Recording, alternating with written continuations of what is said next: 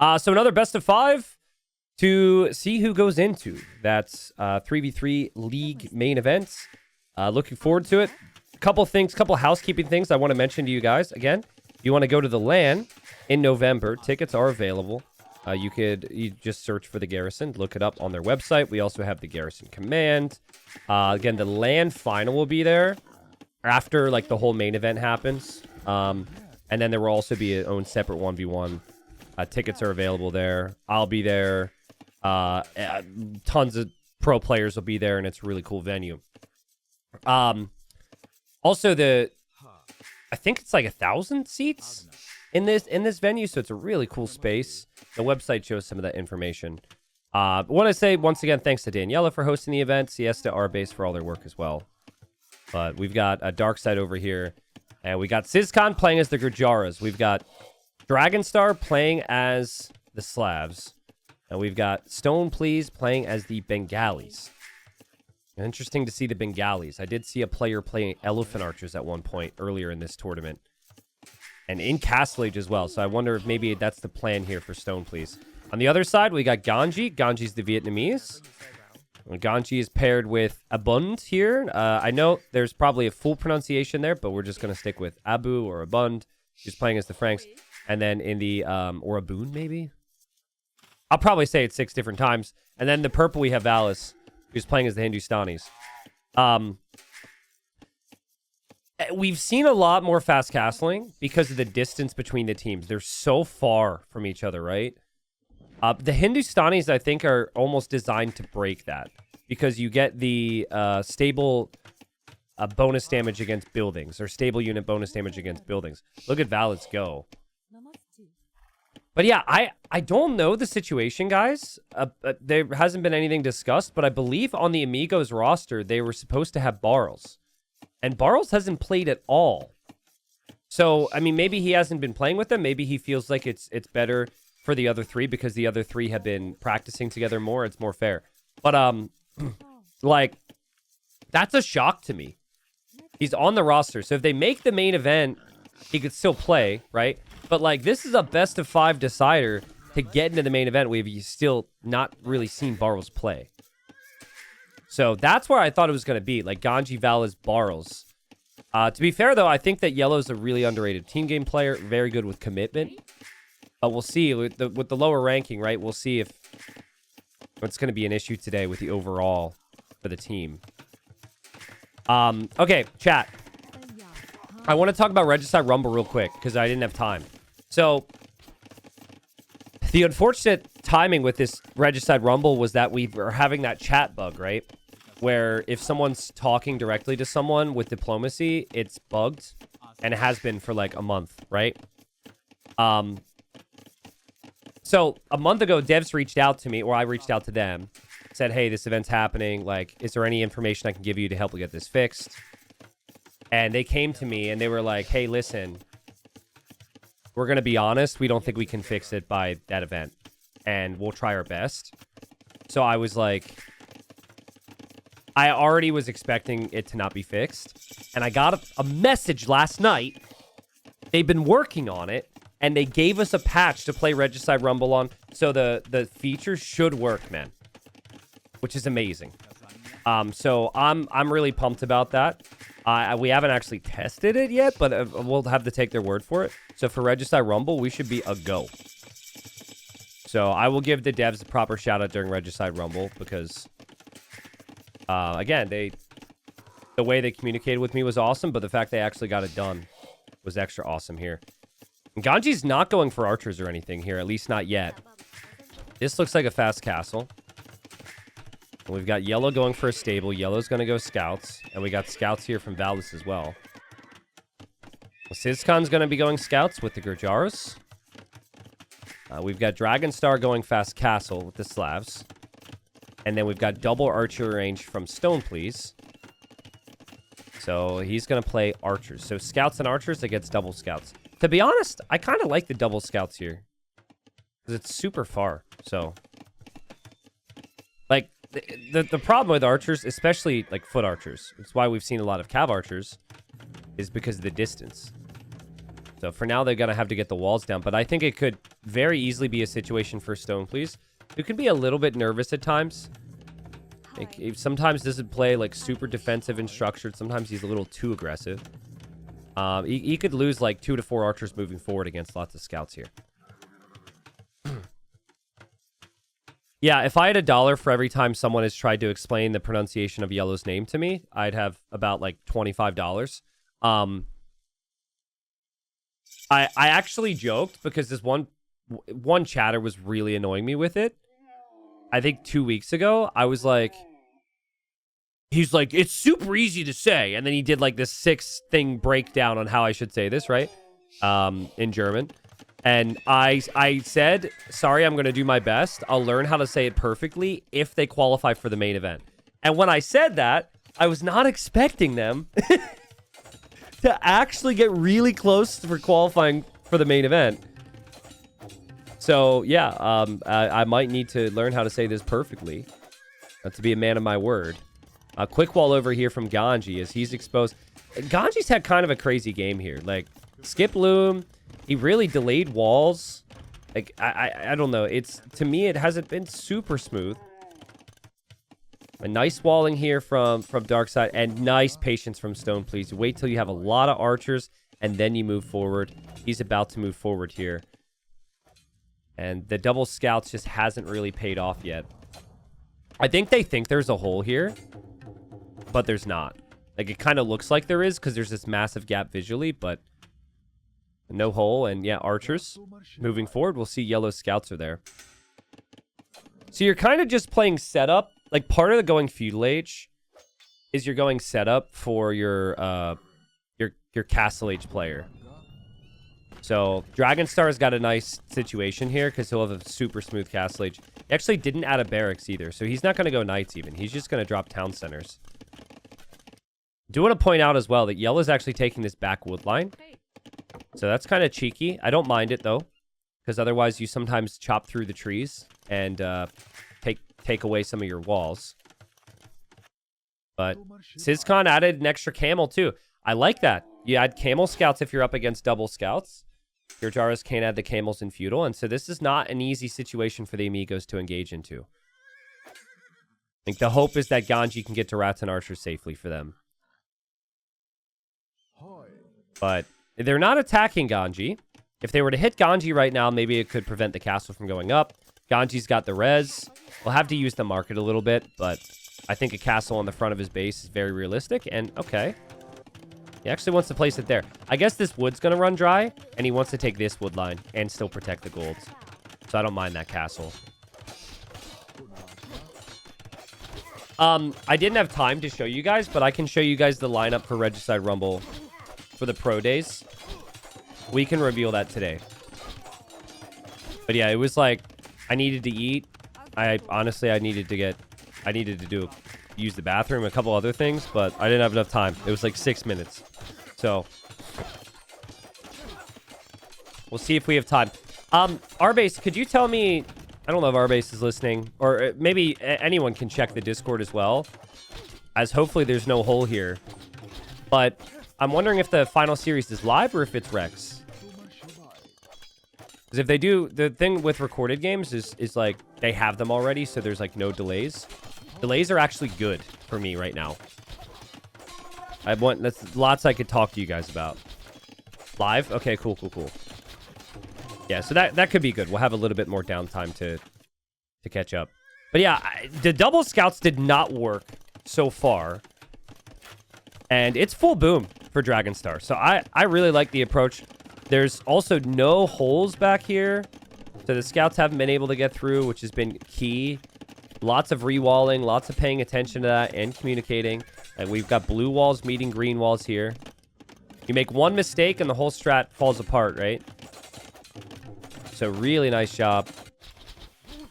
Boar is actually going to get killed there by the archers. Interesting.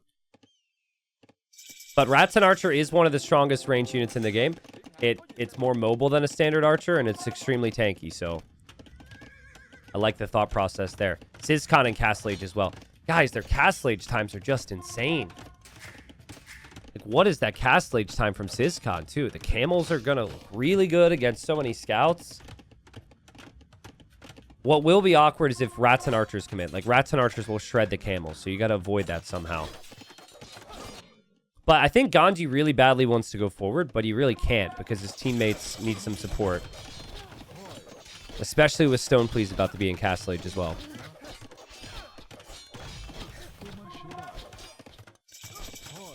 I think I'm trying to remember, but like this DarkSidE team, they haven't played together all that long, but I think they probably played quite a few practice games if I know them. The Dragonstar and Stone Please especially love to grind games. SizCon hasn't been active online as frequently, which indicates to me that they're doing a lot of behind-the-scenes practice.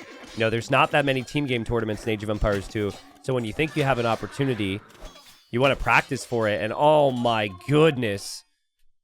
Amigos getting absolutely clobbered here. Like, the Rats and Archer mass is the key to them coming back. And good engagements from SizCon. That was sick. That was so good. So now they've got an eco lead, and they've got a significant army lead. Valis will be making knights soon. And Abund is going to make some knights as well, but kind of a tricky spot right now. I find Fast Castle Rattan to be tricky because part of what makes the Rattan so good is you have the extra armor. You could stack up a lot of armor upgrades. But I don't know if like the 6 base attack is worth the Fast Castle on its own.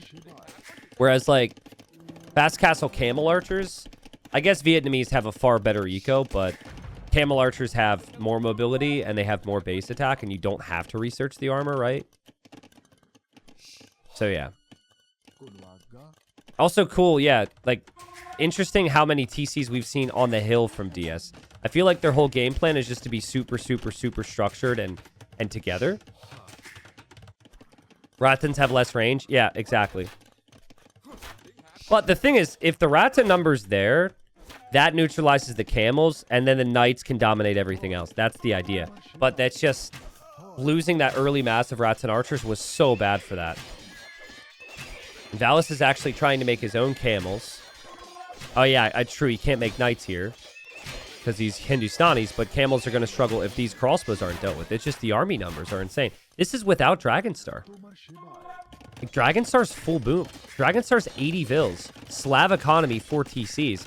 He's going to drop a castle soon and start to mix in bowyards. Like, it's honestly, it's just kind of perfect for this DarkSidE team right now. And they really don't have to push. Vietnamese don't have a better eco if Ganji doesn't even get Horse Collar. Well, the bigger thing there is actually he doesn't have Bowsaw. Horse Collar you don't really need. It's early, especially these days, because they made the change where you can just get it late and it applies to farms you already built. So the Horse Collar timing is less important than ever. But you got to have that wood upgrade because you're producing a lot of Rats and Archers here. And I think he wants to play double castle as well, which is maybe a good approach because they need big numbers right now. Valis just needs to be careful there. Camels back away. Big army from Stone, please. I don't think of the Bengalis as like this crazy archer sip, but they do get Arbalest. And then later, if you have the ranges and you already have the upgrades, you can justify the Elephant Archer, which is a really tough unit to stop once you get them going. Beautiful patience from DS. They don't force it. They know they have an eco lead. They're feeling pretty good. They don't know it like we know it. Now is when the army is going to start to come in as we see Dragonstar with his first castle on the hill. And armor upgrades are coming in. It's actually going stables. You know what? He might just play like Hussar or something. Like, the issue with going any castle unit, right, is production. So maybe he just wants to play Boyars way later in the game when the economies are stronger. Valis is not dominating because he did not get green. I rest my case. Yeah? You think that's it? Well, who hosts the lobby? That's a thing, you know, because certain people like certain colors, but those people have to host the lobby. They got to get there early. If you're not the one to host the lobby, you don't get to choose if you're even or you're odd colors. I don't think if you're even or odd colors is dictated in the rules. That's probably somewhat first come, first serve. Sizcon's camels are actually just chilling out in Dragonstar's castle. Dragonstar is going to play Cavalier. And nice recovery here from Ganji and from his team to just try and punish some eco. This is why you maybe don't want eco on the outside. But they're going to see that imp time from Dragonstar and be like, what? Like, how is he Imperial Age? He's not going to be the only one either. I think that Stoneplease will have a really good Imperial Age time. Using this time to expand. TC on the front. I love this castle position from Ganji. I love the fact he's got third TC now. He's fixed some of his eco upgrades. Still no Horse Collar, which is definitely a stage of the game you'd want to snag that to save some wood in the long run. But really the bigger deal is the overall villager count and army count, as Valis hasn't really had the best game with his unit control. And Dragonstar also tossed a couple units away there, to be honest. But now it's Cavalier. So, yeah, good luck. Cavalier's a big difference. And if the rats and archers get cleared, that's the most important unit. Sometimes when you play Cav in these games, all you really do is dance. Dance with your units so the crossbows can't hit you.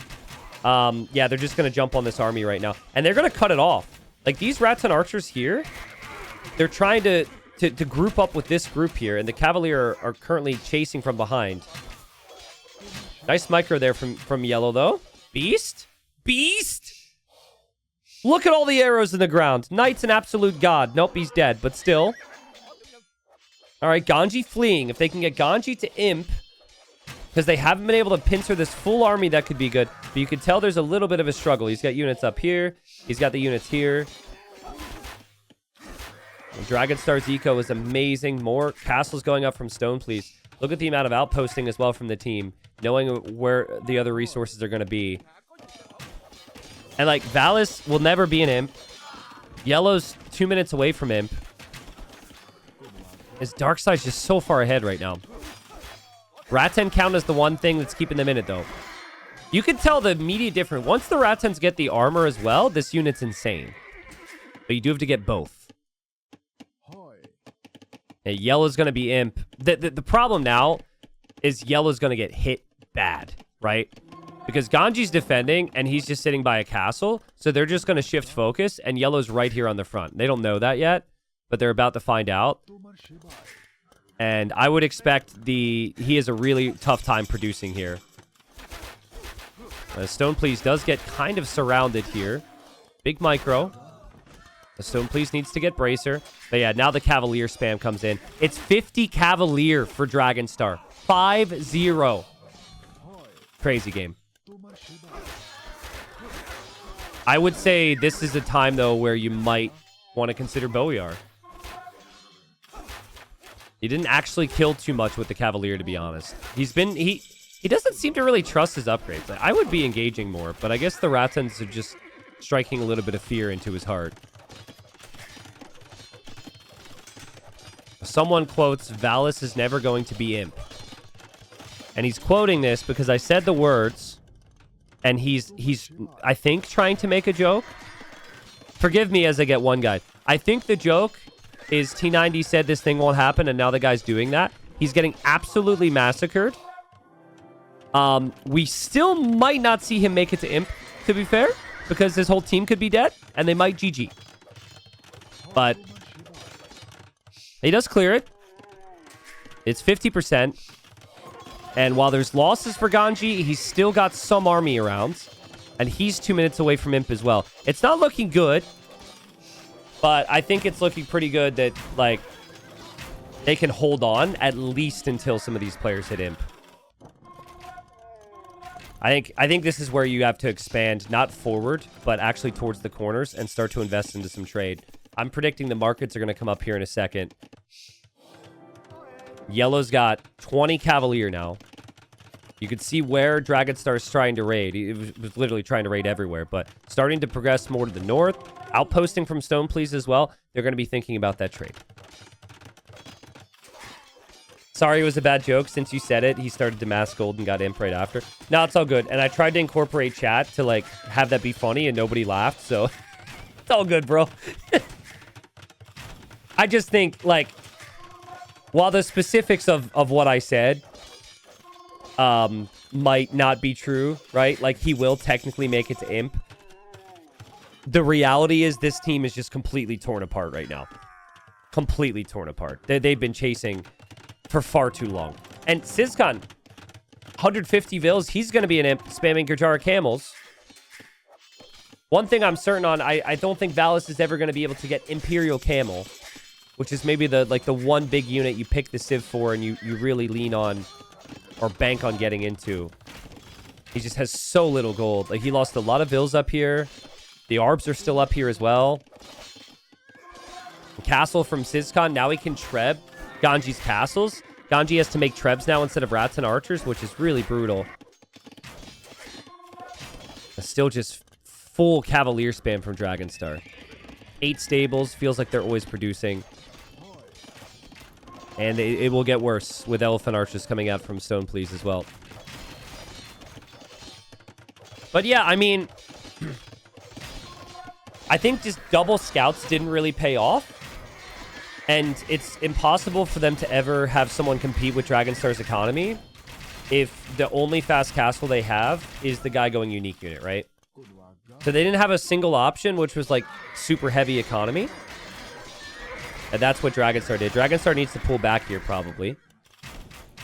His units are pretty weak, but the Arbalests are still going to be there to do the job. And he's still got a million other raids happening, I'm sure. I'm sure there'll be some Cavalier here, maybe, to snipe some Trebs. Like, he's just got Cav everywhere. They've also been chasing down Yellow. Yellow's been trying his best. But the issue is Stone Police is actually booming this way. The issue is they can't even trade. Like, they're going to wall up the trade. And again, pretty soon the markets come up and they just flood trade cards down here. Ganji can't be everywhere at once with these Rats and Archers. And they're not elite Ratens yet either. It's a real issue for him to have to invest stone into repairs. And he wants Ratens, but he also needs to make Trebs. And his only Treb is going to go down. So this Treb continues to fire. And this game looks over, dude. Sizcon, Dragonstar, and Stone Please opening up the series with a statement. And when you have someone just boom like this, like, that's confidence right there. Like, it didn't even look risky. Like, we saw some people take some risks today. It felt like they were sure the whole way through. Like, oh yeah, this works. This is perfect. Our approach is best. Good luck stopping us. Just painful. But it's the first game of the series.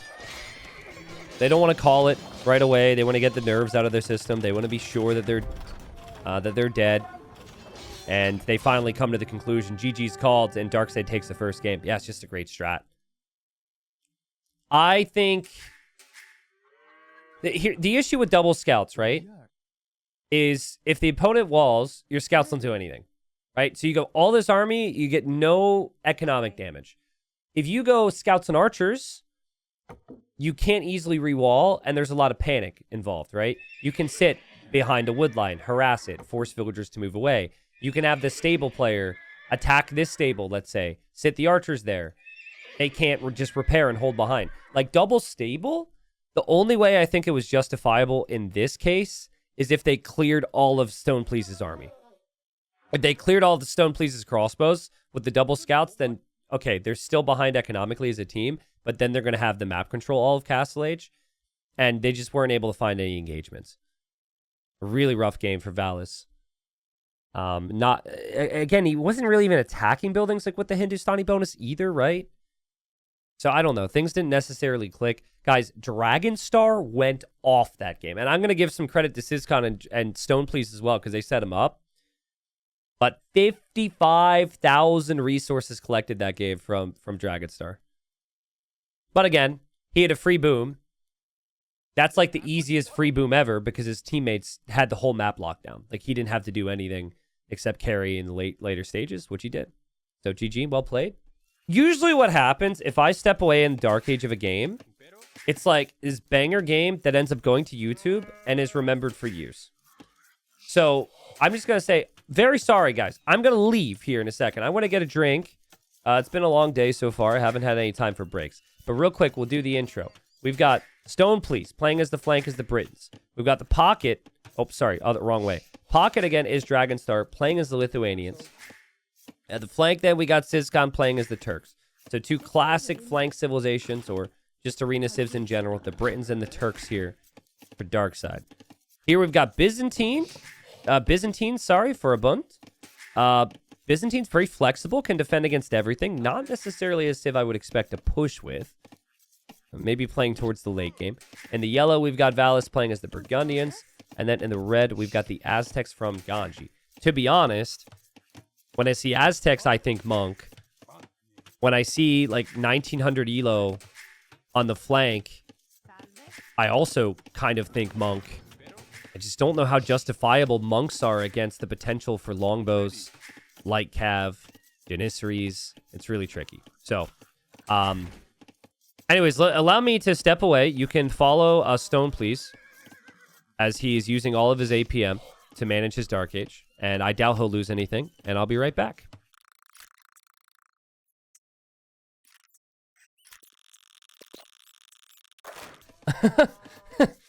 So I came back, and that's the first thing I saw was the walls deleting.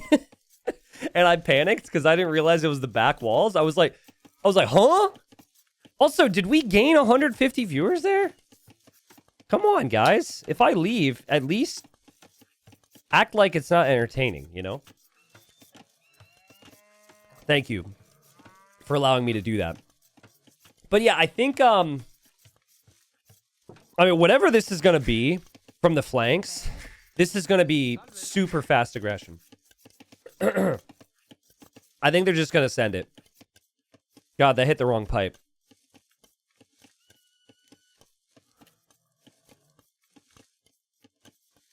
We have Ganji going 21 Vils to feudal, but it's a fast castle. He's got freaking 6 on gold right now. So expect him to try and use that extra gold to, like, buy his way up. On the other side, we've got 22 Vils, and most definitely a fast castle as well. So I think they're just going to go, like, heavy monk pressure or something. DS is going to kill the eagle here. Not bad. Easy kill. They'll be pretty happy about that. And now Ganji's kind of in the dark. How does this arena differ from, like, normal arena? I don't think there's many major differences, to be honest. As I saw someone in chat mention that maybe there's more gold. I don't even know if that's the case. I think normal 3v3 arena is pretty similar with the amount of neutral resources here. Now, Ganji, in my opinion, shouldn't have been having his scout out at all. Like, when your opponent reaches feudal age, that Eagle Scout's always going to die. So I think kind of a rookie mistake from him.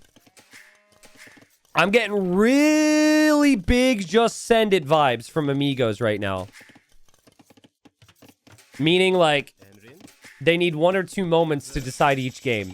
And they don't trust themselves to play, like, consistently throughout the game. Which can lead to some pretty entertaining moments, not gonna lie.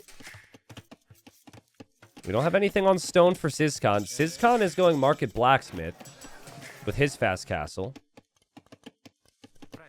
I was thinking it's maybe going to be monks. Will it be monks? We have a barracks now from Ganji. Okay, so a barracks, so he would add eagles, but also monks? Keep in mind, eagles do cost some food. He doesn't have a lot of food income here. I think if Stone Please just builds a castle defensively against any pressure, you can pretty much shut that down and start to mass the longbows and have a pretty easy time behind it. Our base says it's mostly normal arena, but we took out the part that takes away the back walls because sometimes it leaves holes in front of players' base as well. Yeah, I noticed the back walls are more consistent. A lot of players delete them, but some people will leave them there if they get pushed. I've actually seen people survive because they leave the back walls. So they get all in push, but then they actually have an extra, like, layer of protection there. I hate the back walls on arena, dude. I hate the back walls. I delete that crap. I delete it. And if I die, I die, right? If, like, if me not having this wall in the back of my base is the reason I died, I wasn't having a good time anyways. So, okay. Town centers from purple. Ganji's going double monastery, and it has been scouted. So it's going to be spears, and it's going to be monks from Ganji. He's actually built the monasteries outside. Doesn't have a loom. It does have the spears around, though. And Ganji's really good. I think Ganji's one of the best players in the game with monks. But yeah, Aztecs get 33% more gold per relic. So that's not bad. The scouts are here from Dragonstar, so he's adding scouts and support. And there's scouts here from Valis. So both teams adding scouts. And there's the Siege Workshop. Kind of expected at this point from Ganji. Yo, thank you, Mandatum. Thank you for the prime. Hope you've been enjoying the stream today. Very forward castle. At least for, like, from within his base, I mean. From Stone, please. He didn't want to hide it. He could have easily gone for the more defensive one. But that blocks off this whole area. So I think had he not decided to go for a castle, he could have maybe had some issues here. But I think if you see Ganji on the flank, you know it's going to be aggression. And just straight boom here from Sizkan. No aggression. Straight boom here from purple as well. T90, isn't it a team bonus alongside the Burgundian bonus? Whoa, why'd that happen? You mean the extra gold per relic? No, that wouldn't apply to the Burgundians. Right? Team bonus. Relics generate 33% more gold. Wait. Oh, yeah, it is, dude. Honestly, I never think about it as a team bonus.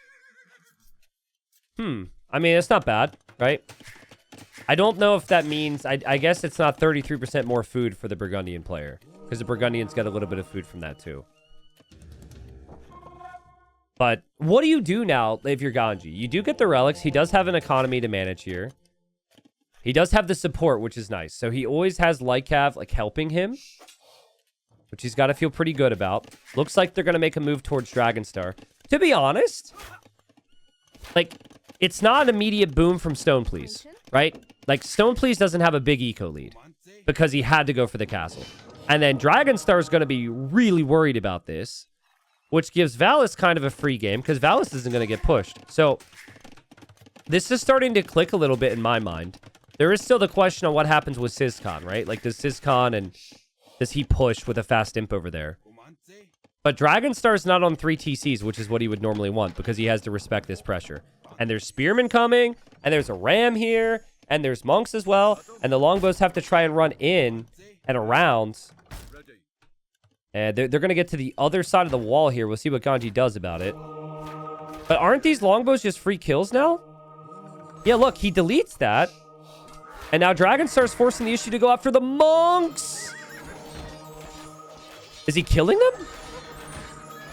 That's horrible. This is amazing for Amigos, dude. Amazing. That was horrible. He lost all of his Lycav. There's still Monks surviving. And also, the Longbows are contributing absolutely nothing. So he's like, okay, congratulations. As he enters the base as well, he's like, congrats, you got your castle, bro. What does that do for your team right now? Wow. Domination right now from the Amigos. They've got to be super happy with this. Keep in mind, this could be a bunch of free relics behind this for the players if they are able to focus on that. I think the bigger story for me, Dragonstar doesn't have a free boom now. So, is the idle time? Sure. But he's going to be under pressure. It's also just 1 TC for Stone, please. So he's only like a vill or 2 up on Ganji. And Ganji actually has a good economy. Yeah, they're fine. They're completely fine. The only thing they're worried about now is this side. And Purple's keeping an eye out just to see like what exactly Sizkan is going to do. Sizkan's 4 TCs right now. And we're starting to see a little bit of military to maybe push him. How many relics did they pick up? Not too many, actually. It's just 1 relic so far here. And 0 relics over here. So I've been keeping an eye on that. Dragonstar would have wanted the relics. But the bigger thing is he's 10 vills behind. And he's a town center behind. And, well, maybe not a town center behind anymore. But he was for a really long time here. I almost feel like you gotta just leave Dragonstar and you gotta push Ganji right now and try and add Rams yourself and just go like ram longbow against all this and try and push his base. Because I think the longer you sit here, the worse this gets. Speaking of rams, another ram from purple, and we're going to have a Mangano as well. And Syscon's not expecting any of this. Where's Syscon's Lycav? Ah, Syscon's Lycav is trying to deny and already has denied this relic. But he's not looking at his base, and now there's a ram, and he's going to be like, huh? A ram? But that's fine. Guys, this investment from purple is next level. I think this is really smart. Because if you don't do this, the castle for Syscon goes here. Or it's outside and it's like on your face, right? So it's a bit of investment, sure. But you're forcing a panic reaction and a very defensive castle, which now is essentially a defensive move for you, right? Longbows are chasing. And there's been a lot of activity. Doesn't look like anything happened. We just caught the... well, first off, we're seeing the bears, but... we just caught how good Ganji is with his monks. 1, 2, 3, 4. Got 4 there, targeted. And yeah, it doesn't feel like... oh, okay, never mind. He is going in. I didn't feel like Stone Please trusted himself. And he loses a couple units there. It's not about killing now if you're Ganji. It's about just you've already set up your team. And purple's going for a castle here. No, okay, that's crazy. 3 vills, bro? Brother. 3 vills? You see your opponent has a castle? No, this could be so bad. Meanwhile, the longbows are clearing up the monks. If he just drop... oh my god, I can't... what? What is happening? All the monks have died over here. I still don't think that's that big a deal. But purple's just getting completely obliterated. Oh, no. My God. The pain. Neighbors are going to call an ambulance for me, thinking that I'm, like, getting attacked or something with the noises I'm making. This is... oh, my God. Yikes. That's just horrible. Castle denied. So many villagers go down. Your military buildings are on an island. They're completely useless now. I thought it was fine. Like, force the defensive castle and then just play from home. Like, you don't want to push... you don't really want to push Turks anyways, probably, but maybe you do. Anyways, we've got more rams from Ganji here. And the longbows are out of position. Longbows are over here. And Stone Please is going to look at this and say, huh? And he's just going to keep walling. I actually think he should get Fortified Wall. Yeah, look, Fortified Wall is on the way. He's got to keep this army out. This is a wall building scenario now. You never stop walling. And probably a Mangano or two behind this is good. I got to give some credit to Dragonstar for recovering with the boom, too. Good work there because it looked really bad. He's at 95 vills. I still think Valis is in a great spot. He can still win this game for his team. Syscon is getting away with that relic, which is pretty cheeky. But the worry is, like, what was supposed to happen with this ram push was they were supposed to break Stone Please. Hasn't happened yet, but there are going to be Trebs. So, probably smart from Ganji. Just wait till you can upgrade your rams. But yeah. This imp timing is going to scare Stone Please. And if this wall gets busted at any point, it's going to be Cavalier into his base. Syscon's had a crazy good game. And he's going to go... Cav Archers? Hussars? He's kind of playing it like a 1v1. Which in a weird way, he kind of is in a 1v1 right now, but... I don't actually know what he's going to go for. I mean, he sees skirms from purple. So mixing in Hussars makes perfect sense. And purple sees the stables, so probably should stop making skirms. Unless the skirms don't come... yeah, if the skirms come down here, if they all work together, they can go and they can kill Dragonstar again. Bro, I love how this team commits. They're like, let's go, work together. Choo-choo. There's just one random gate foundation from Stone Please because he had to abandon building the panic wall. It looks so funny from their perspective. Hey, Trebs are here. There's nothing for this team to snipe the Trebs. So, Stone Please is going to have some problems there. Bombard cannons are taking down Purple's ranges. Hustlers are killing some of Purple's units. Obviously, Purple's got to recover from a bit of a throw there. Longbows are still going to be here for Stone Please. Dragonstar's trying to play into latest. I mean, Dragonstar is going to be okay here. He's going to have army. And I think Sizcon could come down here and clear all this. The skirms and the monks, he should be able to clear, right? Can't clear the Cavalier as easily, but maybe you just turn around. Purple's not a problem. Like, Purple is clearly struggling. But he could be struggling with space because he's focused. Helping his team here, so. Stone Please just has to buy time. I would play in towards archer ranges. Oh, he's actually sniping some monks right now. Yeah, I don't think you can rely on longbows long term if you're going to lose your castles. There's the Cav Archers from Sizcon, Castle from Sizcon, Bombard Cannons from Sizcon can continue to range all these buildings. Purple even made petards right now. Guys, is there an argument for Stone Please to just play Halb here? I think that might be the play. Because you're mainly going to be up against Valis. And then some monks from Ganji. But maybe you want to defend from the Paladins. Paladin upgrade 30 seconds away, though. Oh, my God. And he's going to have 50 of them. Yeah, Valis is in a position to win this game for the team. Oh, my God. And there's a hole here. There's a hole here. Stone Please doesn't know. There's a hole. Yep. The units can run right in. That's really bad. And a bunch more on the way as well.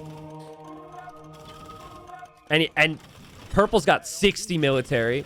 40 skirms, 20 halbs, is spamming like a madman. He's making trebs to go for the castle. He's making his own cannons. They've just got so much more army. Wow, so Stone Please was like, I'm going to build a castle to defend myself from the push. He actually defends himself from the push, but that damage actually ended up giving Valis a lead over Dragonstar, so now he has no help. Or not the level of help he wanted. Kind of a beastly play here from Amigos. That's really cool. You can't even easily defend yourself with trebuchets if you lose your castle as well, right? He does have 2. I don't know if those 2 are going to be enough. And he doesn't get the 3rd either. Paladins engage. Monks are there converting to. Disaster for Stone Please. Let's go, Amigos, dude. Let's go. Castle goes down. Purple's rebounded. Never a doubt. Never a doubt. We'll take the Bombard Cannons. Has the skirms there in support. Damn. They're very good on these types of maps. For Ganji, I think it's job done, right? You just needed to get a good push going, and you're just microing monks now. Healing, converting. You don't really need to do too much more. I think the key was taking down the castles from Stone Please and creating an opening into his base, which his team now has. He's always got monks around. Always. Sizcon's 200 pop, but he can't do it on his own. It's a problem. It was 200 pop. He's going to lose his Cav Archers now. It's really tough. Yeah, you can't engage. If there's 10 monks on either side, you just cannot easily engage. Ganji told me, I think it was Ganji that told me, that he has removed like all hotkeys associated with the F keys. So he can number his monks 1, 2, 3, 4, 5, 6, 7, 8, 9, 0 or whatever. And then he can number F1, F2, F3, F4, F5, F6, F7, F8. So he can just like, you basically number 20 different monks. I think it was Ganji who told me that. I could be thinking of someone else. But I know Ganji's really good with it. And he's going to come forward and drop another castle. And DarkSidE sitting here in disbelief. Almost a little bit like the Amigos were at the end of that other game. Only very different game because I wasn't entirely sure this was going to be clear-cut for the Amigos. But the game plan has worked. Stone Please deleting his vills so they don't get converted, but he's not going to have vills anymore. What do you even do to stop this push, guys? What did they do wrong? Does anyone know? I'm really thinking about it. The way to find out is you ask the people who executed this strat. Like, what would have beat them? But, like, as Stoneplease is borderline getting defeated right now, and he's trying to escape. I'm not really sure, because it felt like the play was the immediate pressure on Dragonstar that won them this game, because Dragonstar couldn't have the boom. Run, Stoneplease, run! Run! Run! Quick, make a military unit so you don't get defeated. No! No! Oh, he does have a TC here. Okay, so he's booming. Yeah, I don't have an easy suggestion. The part of the strat which was sick was how fast they moved the pressure to Dragonstar. Ooh, Dragonstar getting some big raids here. Ooh, can he hit that Vil and then the... Okay, sometimes you can hit that Vil and it'll open the gate. That's a nice raid. Ganji's only at 73 Vils now. But yeah, they can't push back. The full trash from Byzantines worked out. And well played. Honestly, nice recovery from Purple, because there was some real chaotic moments there where I thought Purple was going to throw. But Byzantines be Byzantines, man. Super cheap units. Lots of bonuses that bail you out. And he made a lot of production buildings and was just going full trash there. Love the boom from Valis. The setup in the early game was a perfect moment for him to be able to run with it, and he did. Got 4 relics behind it. I'm sure his res collected was ridiculous. Yeah. It was a free boom for him, and it wasn't a free boom for Dragonstar, right? So in the end, maybe Stoneplease needed to consider something other than a castle. But I think if you don't go for the castle, you maybe have even bigger problems there. I wonder if there's an argument to go, like, just crossbow. Play crossbow and TCs, so you have some economy, and then you use crossbow with Dragonstar's light cav. It's probably a little bit easier. You still have the additional range, but either way, it's tricky. Either way, you're just reacting to what the opponents bring to the table, which is not what you want against the Amigos. So this is interesting. So the game starts, right? 15 seconds in, so it's fixed positions based on the color. So whatever color you select puts your position. They start the game. Ganji says, sorry, we picked the wrong position. Is it okay if we put me in player 4's spot? The rules state you do not have to restart here. Like, the rules state you play as it lies, basically. And Dragonstar's like, nope, we're going to play like this. Thank you very much. So that's like already Amigos maybe screwing up there with their position. Now, I think it's playable, but they also kind of admit to the other team, like, that's not exactly what they wanted to do. So I don't really know how you screw that up.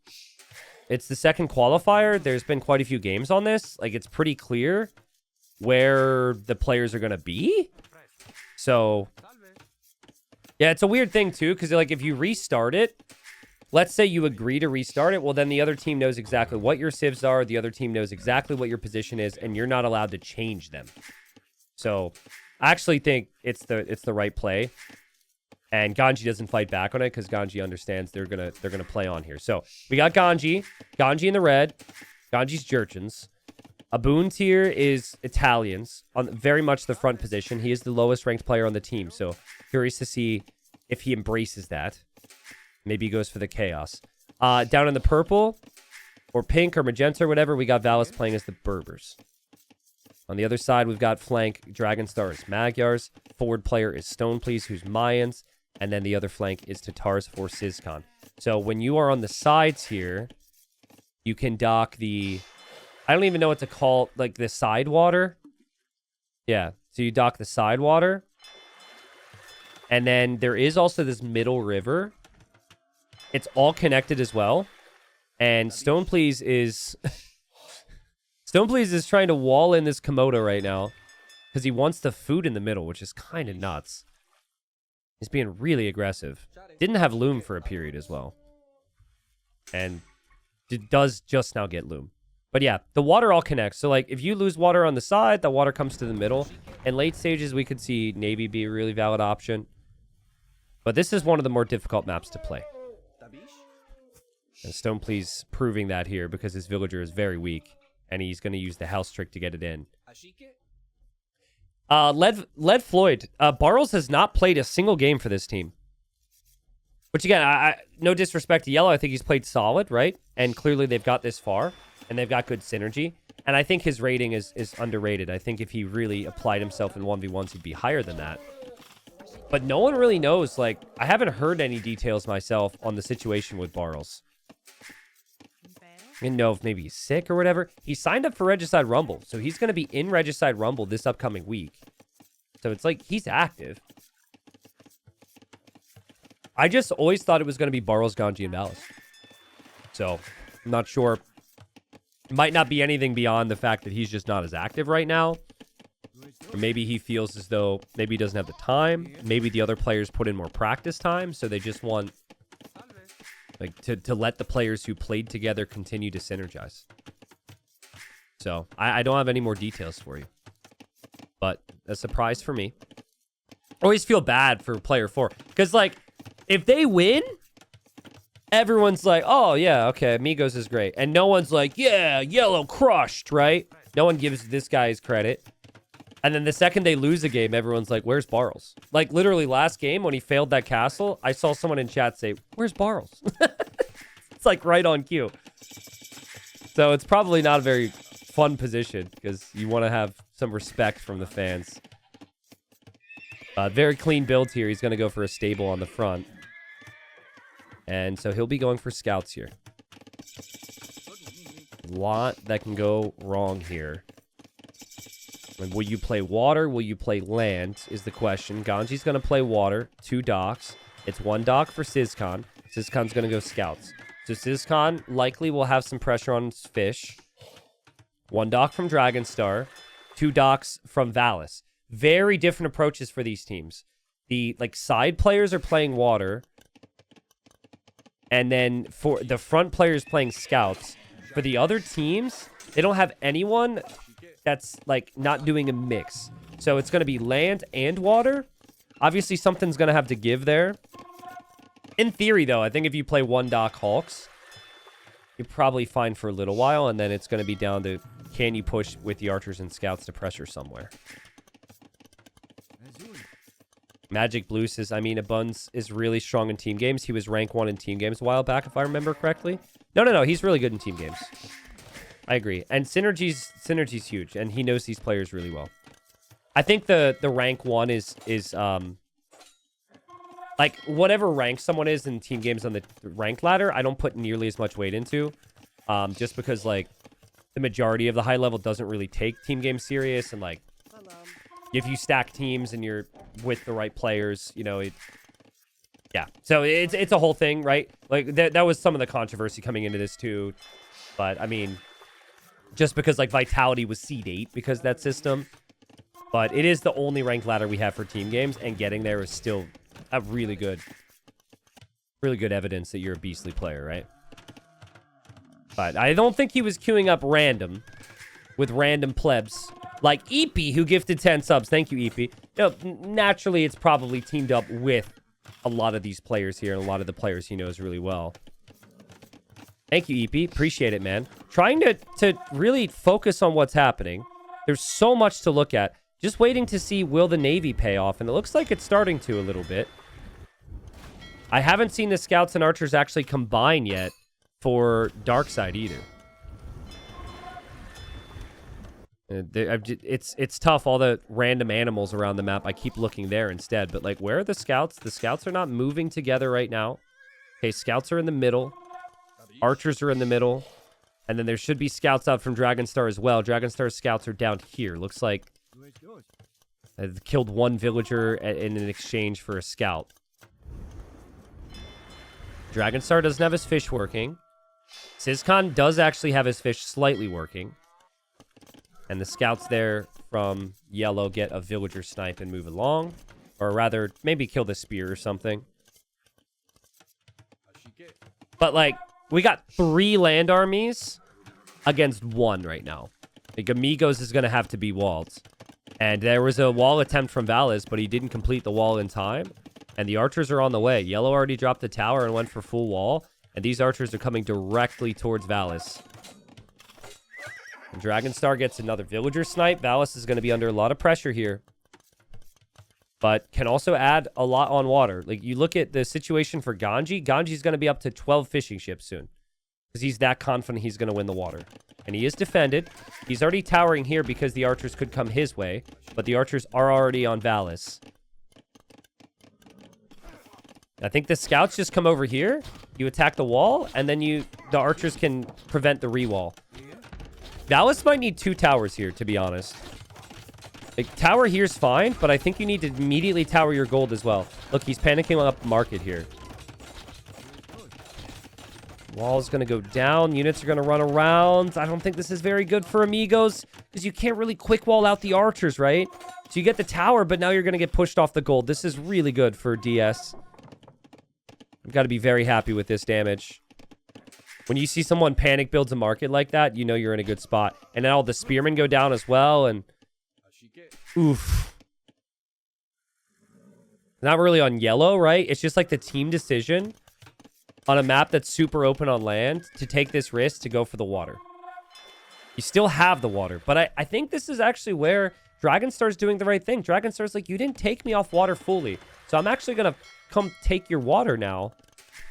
And Valis might not be in an easy position to defend that fish either. And it's the same thing over here from Sizcon. Sizcon's going to start to pressure a little. And it feels like Ganji wasn't necessarily expecting this either. Again, he's still got stuff to deal with. These scouts in here, scouts have killed a couple villagers. He's dropping archer ranges to maybe place some military on land, finally. Yeah, guys, if you got a gifted sub from EP, make sure to thank him. Thank you again, EP. Looks like Code Genesis got one. At least Valis had a little bit of time to tower. Maybe that was a mistake from Stoneplease to leave. Fishing ships get garrisoned over here. That's a lot of fish not working now, but you do still have the ability to get them working in the future. And now, wow, crossbow already for Stoneplease? I didn't realize Stoneplease was in Castle Age. Oh, God, and the scouts run through. Yellow with the quick walls. Beast! Barrels couldn't do that. I'm just kidding. Barrels could definitely do that, but joke had to be made. I mean, it's a lot of house walling. It's a lot of harassment. That's still a lot of really nice pressure here from DS. Like, that's a lot of idle time from Yellow. And the crossbows can just sit right behind the wood line. He's under such crazy pressure. It feels like the entire Amigos team is just like... without the market, they would be super dead. Valis has to use the market. Yellow's eco, I can already foresee the fact that he's going to be using the market all the time. Ganji's using the market all the time. There's just not, like, a great balance, really, which is the issue. And Cav Archer's coming this way from Sizcon as well. These crossbows should honestly just stay at Yellow's base, I think. I think maybe there's a little bit of work to do for Stoneplease to balance out his eco. So that's what he's looking at. But I think if he just breaks through the palisade wall and runs in, like, Yellow's in big trouble. Yellow can't really do anything about that. This is smart, by the way. Cav Archers are really good against Hulks. So that's a nice move there from Sizcon. It's really intelligent. Valis' fish are back to work. Valis is getting the ship upgrade, so maybe he'll still have the water here. And the light cav from Yellow are there. Crossbow's still lurking around from Stoneplease. Again, I feel like he's, for whatever reason, scared of this palisade wall. I don't get it. But I guess he's expecting Yellow to be on wood somewhere. And he kept coming back here, and he's not there. So he'll check this wood line, and Yellow, that's a really nice TC. That's a perfect town center. Because if you place it closer to your tower, the wood can still be ranged. This kind of protects you a little bit. There's also a demo inside that dock, which could be used at any point. There's going to be a mangonel as well from Yellow. And Cav Archer's here from Sizcon. Still pressuring against Ganji. And Ganji is behind economically compared to Sizcon, despite having the fish. I don't prefer his Cav Archer's situation. I think Tatar Cav Archers are the superior Cav Archers long term. Light Cav from Yellow getting into Stoneplease Vico, though. This could rattle him a little bit. Nice damage. I think there was an overchop on the wood line. It's so tough. I would hate to play the forward position here. He has so many crossbows. He keeps moving forward, but he can't really kill anything with these. By the way, Dragonstar update. Lots of farms. And he's going to be on 3 TCs. No water control, though. But the crossbows are going to massacre yellow. Ooh. Yeah, so you're still really not taking wood, right? Cav archers from Sizcon, sniping a couple villagers over at Ganji's base as well. Ganji's still trying to micro his best here. Love to see it, but he's still missing a lot of upgrades. He doesn't have bloodlines. He doesn't have ballistics. They're so far behind. It just feels like they're just suffocating right now. They're just under so much pressure. They have so little counter damage. Most of the military that they do have is actually Navy. Even that, like, I'm not even sure the Navy's going to last for Ganji because the Cav archers are always here sniping some of the Hawks, too. Feels impossible. It feels impossible right now. Porter, I don't know if I thanked you for the Prime, but so I'll thank you again. Appreciate that, man. IA, thanks for lurking. Oh, Jules gifted subs, too. My bad, guys. Sorry I missed it. Wobbly Biscuit, I don't believe you.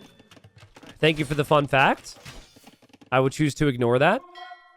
And yeah, Sizcon's like, you don't have water anymore, man. Because my Cav archers will just kill your Hawks. I'll mix in a couple Hawks and Fires as well. And not that there's that many fishing ships to work with anymore, but that's not going to be a positive as the GG's actually called. Weirdly enough, it doesn't show the other players have resigned. It just says game over, which is weird.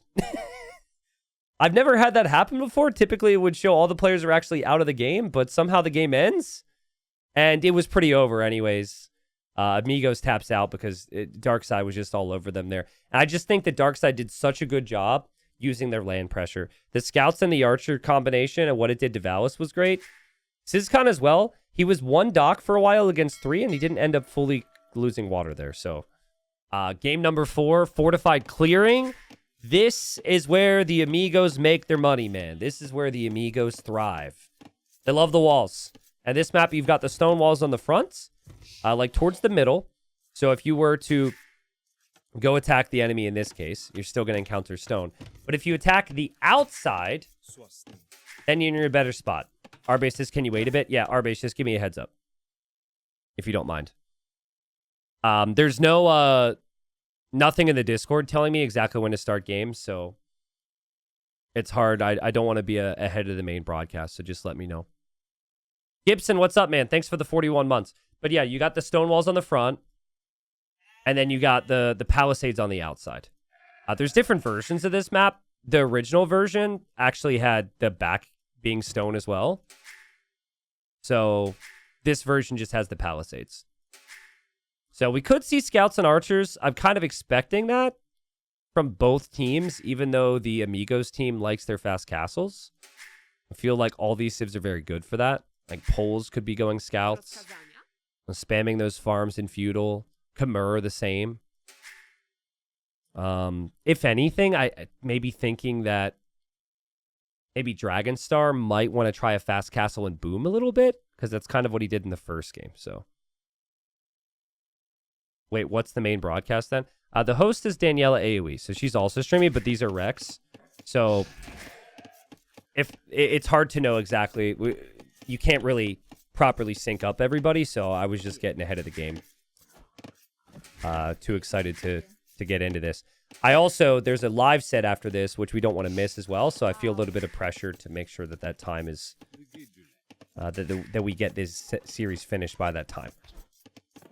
All right. So Ethiopians alike. It's a bit interesting how Purple's playing all the roles today. Played the boom role, played the scout role, now is playing the archer role. I guess you kind of have to. But it's played scouts twice, archers once, boom another time. So pretty diverse. Bohemians, I could see Ganji doing some pretty crazy stuff. Like maybe a fast castle into monks again. Maybe some siege. But the thing is, you can also just play standard archers if you want to as well. So I kind of like that mind game. Yeah, next series is Onimaru. Which team is it? I think it's Capybaras. So it's Miguel, Dogao, and Kingston against Nocturno. which is easily going to be the closest series of the day. I mean, actually, I say that. The first series went to 5 games. This series could go to 5 games as well. But, like, that's the headliner for me. I think that series should be really, really good. Is Barl's not playing? I don't know. He hasn't played yet. Again, I don't think, like, the previous game was necessarily on the Aboond or anything like that, but, like, not having Barls definitely tells me that they're not completely maxed out in terms of their capabilities, because I think Barls is easily their best player, right? It's not like Barls is, like, their 3rd player. I think Barls is, like, easily their best player. No offense to Valis and Ganji, but Barls is super, super solid.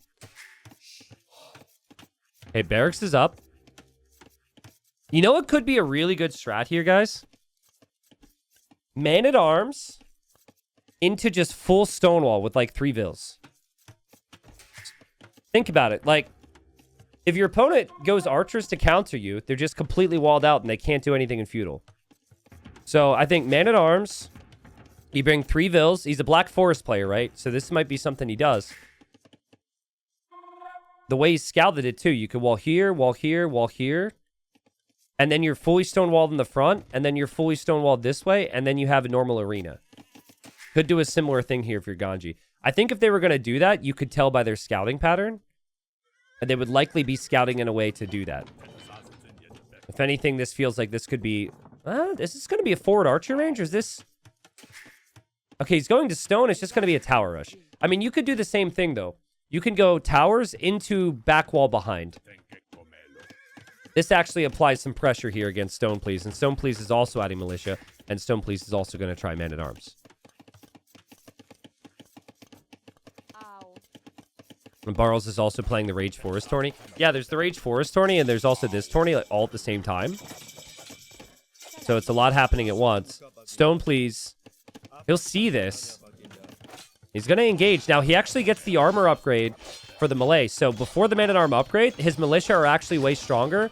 And Stone Please's micro is really solid here. He's also going for the counter tower. He'll bring his scout out just to harass and try and get the finishing touches here. But the Man-at-Arm upgrade completes. I don't know if the Man-at-Arm upgrade brought any value there at all. And Scout ends up going down. And the tower is also denied here for Aboond, which is not what you wanted. You got Man-at-Arms, and then you got... Well, he added another one. So he's going to have 2. But Malay will always have that slight villager lead because they advance so fast to the next stage. Nice defense from Stone, please. He can't build another tower, though. Unless he goes to Stone, which he's going to do now. And no archery range for a follow-up.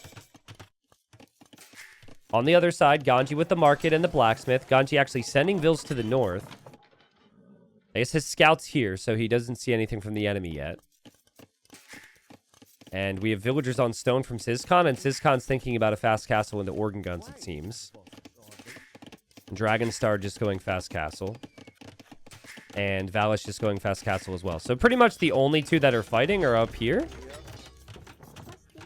Another counter tower here from Stone, please. He will use the militia. He actually created 2 more. He's just trying to delay the tower is all he's trying to do. And pretty smart move. Gets the job done. Another tower wasted here from purple. But just wall it, man. Just wall it. Like, I think at this point you realize the tower rush isn't going to work and you see a range. Just fall back and stonewall this and you're fine. I think his eco is stretched way too thin at the moment. And runs into a wolf as well, which is not exactly what you want to see. Why do the players not delete the back wall here? You mean the wall that would allow entry into your base? What wall are you expecting them to delete? Are you at the wrong part of the stream? Are you in the arena game? This guy's like an hour behind.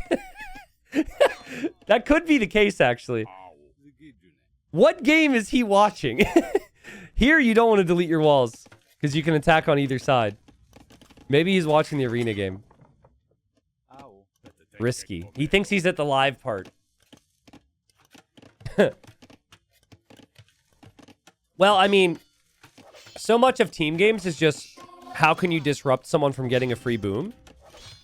So, I think purple is like justifying this attack with now this is something that Dragonstar has to deal with.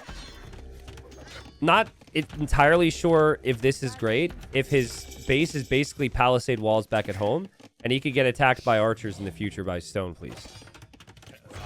This was tracked the whole way through. So scouts are out from Dragonstar, but he can't counter tower because then he delays his TCs. And then second TC, third TC. Yeah, listen. As long as purple slows down Dragonstar in some way, Valis can carry. There's something to that. So he kind of slowed down Stone Please a little bit. He's now doing the same to Dragonstar. Tower's up. And Dragonstar might need to make like a knight or something, which he wasn't planning on. He might delay his second and third town center. You never know.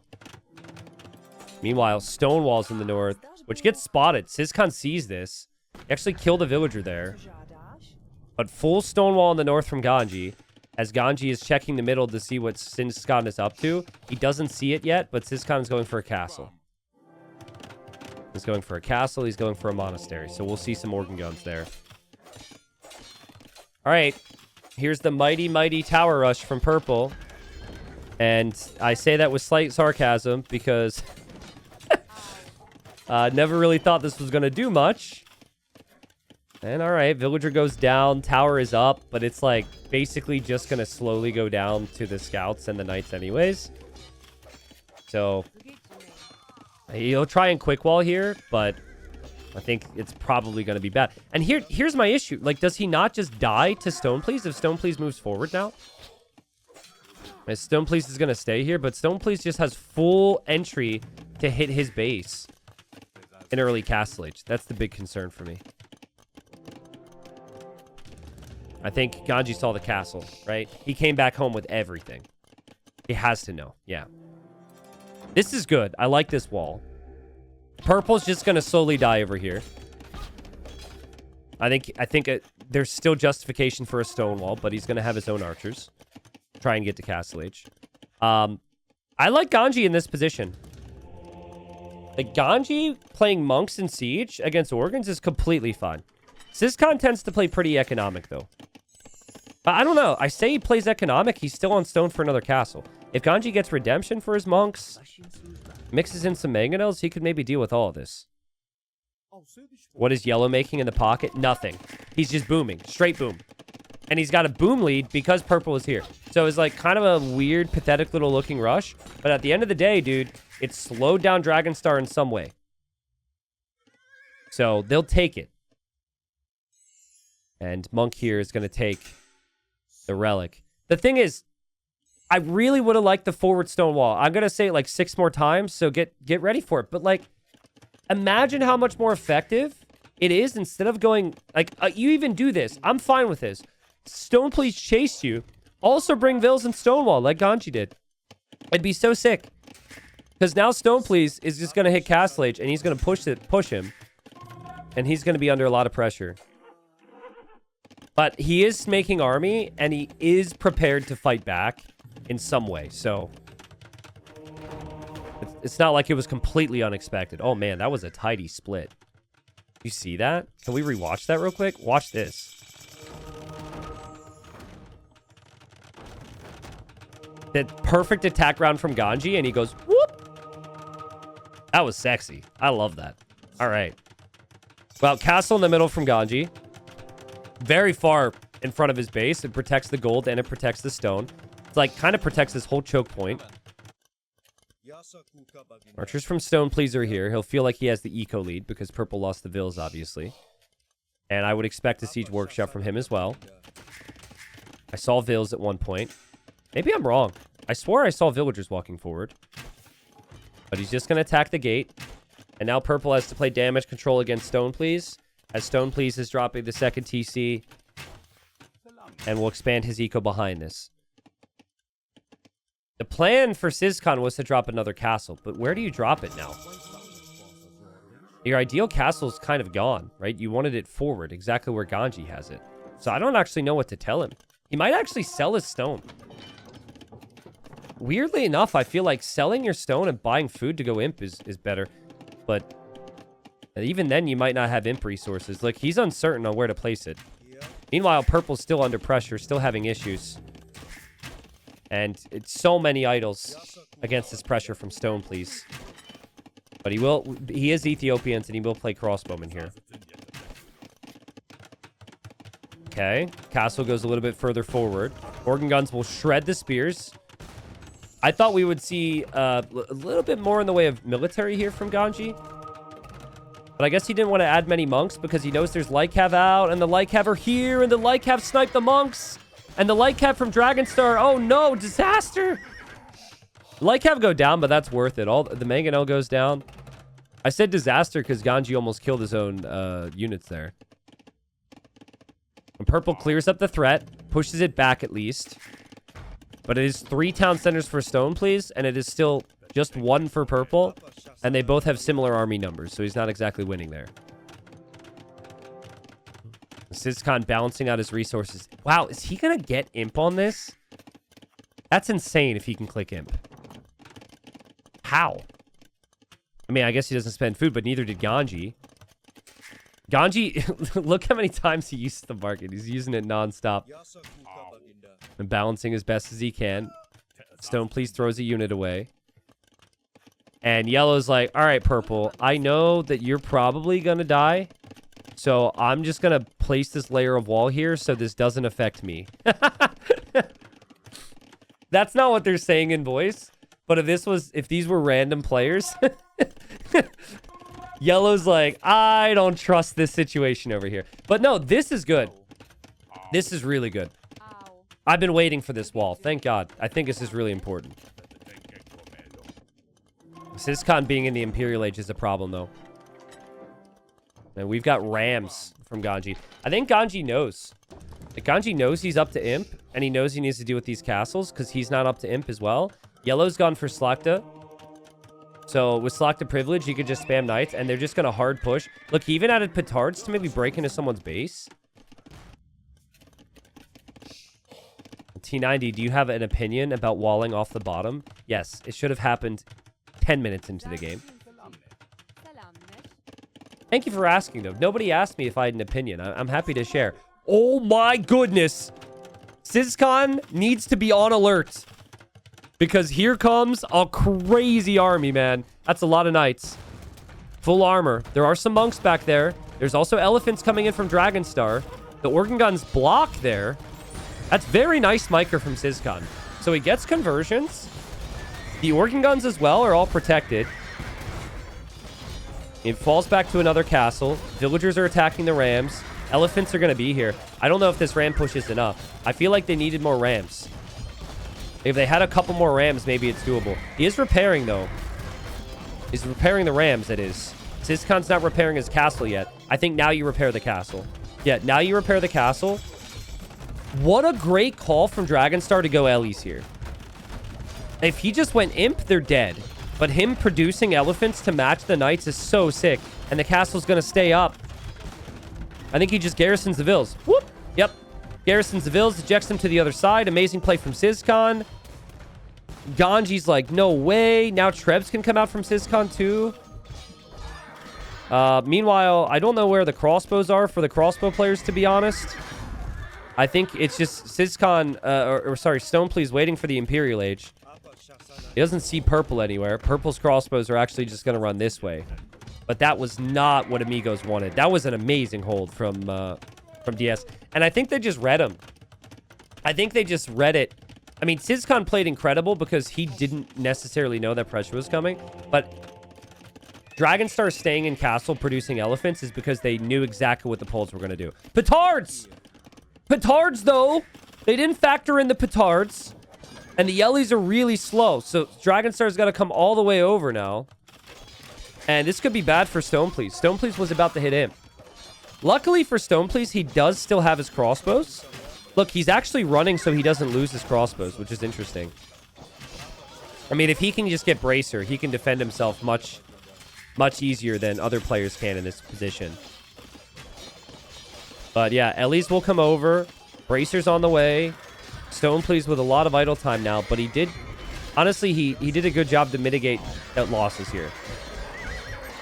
And now the trebuchets are going to be out from Sizcon. He was actually stonewalling. He's in a position where I kind of feel like you could justify... Oh! He's done it already. Justify a Faitoria, yeah. I mean, you have 45 villagers, so you need more eco than that. Okay. Problem for Dragonstar is you have forced Ganji into his comfort zone. You've made a super expensive slow elephant, and now monks are on the field. And that's going to be frustrating. And that's a lot of knights, too. Oh, my God. Yeah, you can't stop and fight this, because if you do, you get converted. You really need the support from Stone Please in the middle now. This gives time for Purple to cook up, right? Like, Purple's on 3 TCs. Purple's in a good position now to recover economically because Stone Please took some damage. I feel like the Knights from Valis just need to jump on Stone Please now. The Ellies have been pushed away, and now you need to jump. Here he goes. Could see a big attack round with the Mangonels. Oh, that was decent attack round. This isn't Arbalest yet. The fact that it's not Arbalest is a problem. The Mangonels actually did a great job dishing out some damage there. All the TCs are garrisoned. Nice hit and run micro from Stone Please. This means his teammates can push elsewhere because everyone is over at his base. That's in theory what should be happening. The Ellies are coming this way. The Organ Guns are even coming this way. Stone Please is just doing what he can. I mean, what a game. Meanwhile, Abund is on the way to Imp. And Valis is on the way to Imp.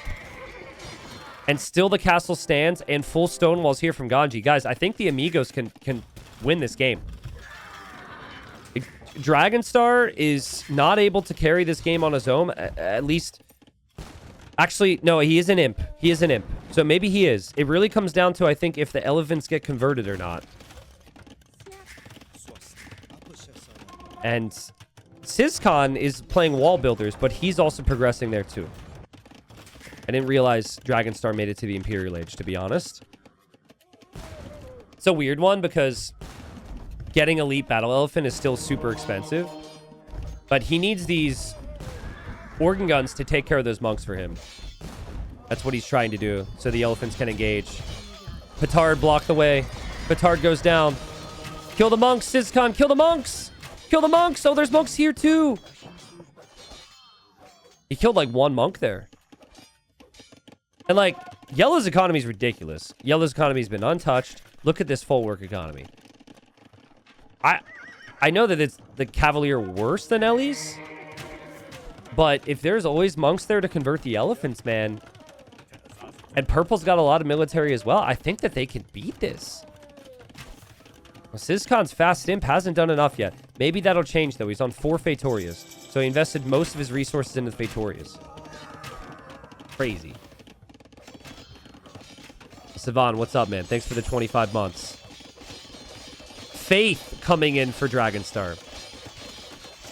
Yeah, I don't know. They don't get heresy, right? So that 1,000 gold tech isn't an option. Faith is even more expensive. But at least you resist the conversion for a little bit longer. Faith is in now. I think he just did a double check. Valis is getting banking, so he can send resources to his allies here and not have to pay taxes. Holy, what a game. Best game of the series for me. This is a really good game. This is a problem for Ganji. Like, Ganji's receiving a bunch of res right now, so he can, like, go imp. But, like, his monks did not start converting here, and so now they're being chased away. And it's Elite Battle Elephant against Knights. And Elite Organ Guns, too. This is a very strong army for DS all of a sudden. Yo, King Julian, thank you.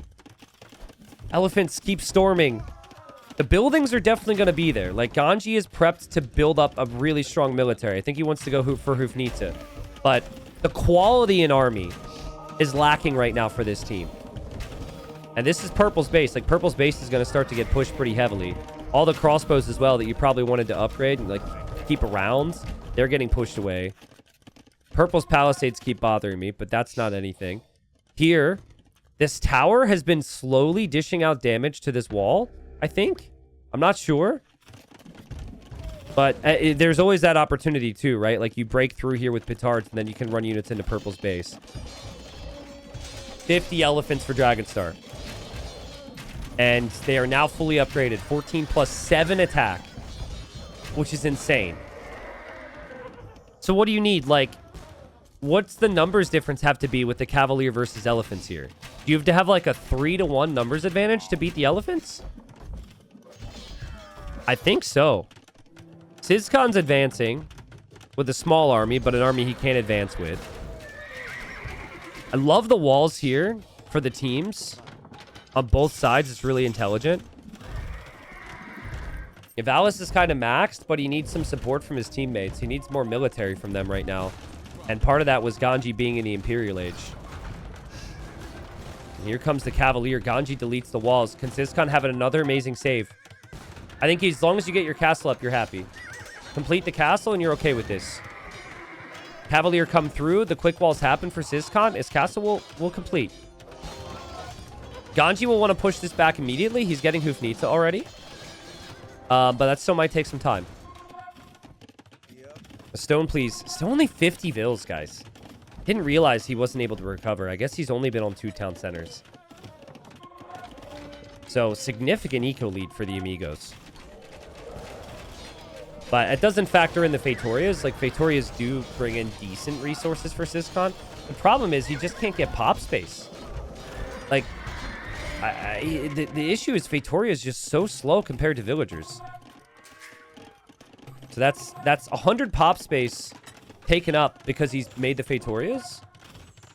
It's just so much when you also have 52 villagers. You can only make 40 military.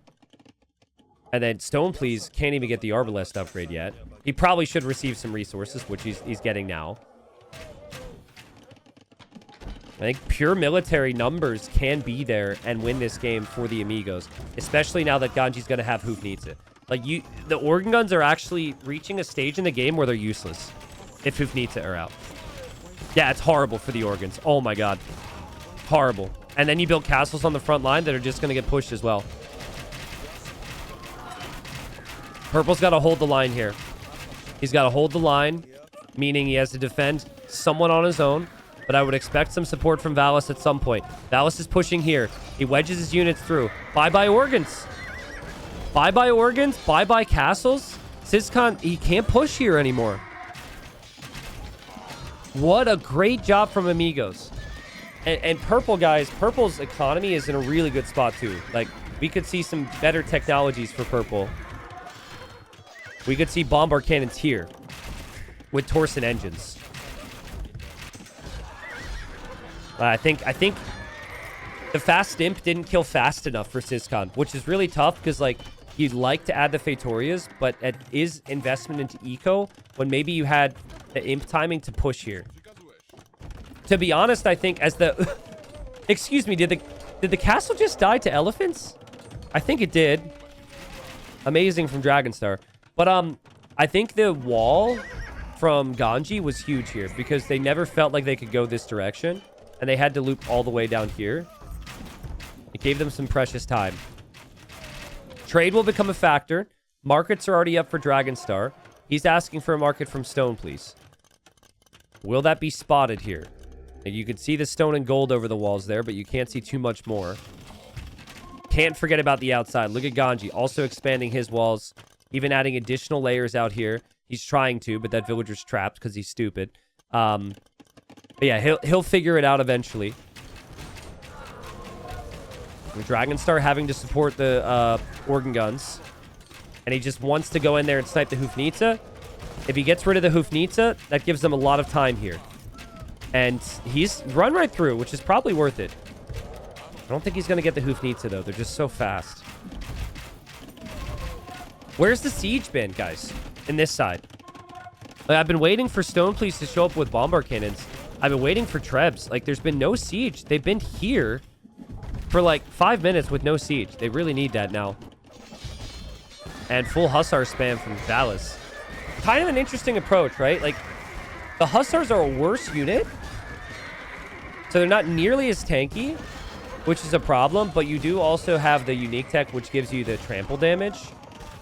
So it's, like, a really good unit still. And then maybe if you've run out of gold, which is probably the reason why, now you can, any gold you do have, you invest into trade. And there's the signal in the north from Valis as well on the minimap. He's saying, probably asking for a market there. Why is Purple not on ARB? Well, he can get there. I think the main worry is he just needed to defend from the Ellies. So I think switching to Halb was great. Because Stoneplease didn't have the Arbalest numbers until now. And Stoneplease's Arbs are just disappearing here.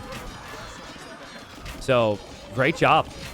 If anything, maybe he needs to mix in some Siege. Yeah, these Hussars are just shredding. Hussars are really strong. Meanwhile, another castle's going to go down. DarkSidE is just losing so much ground non-stop. And I don't think they're going to have the trade either. Yeah, Purple sees this as well. He's like, all right, I know you're busy.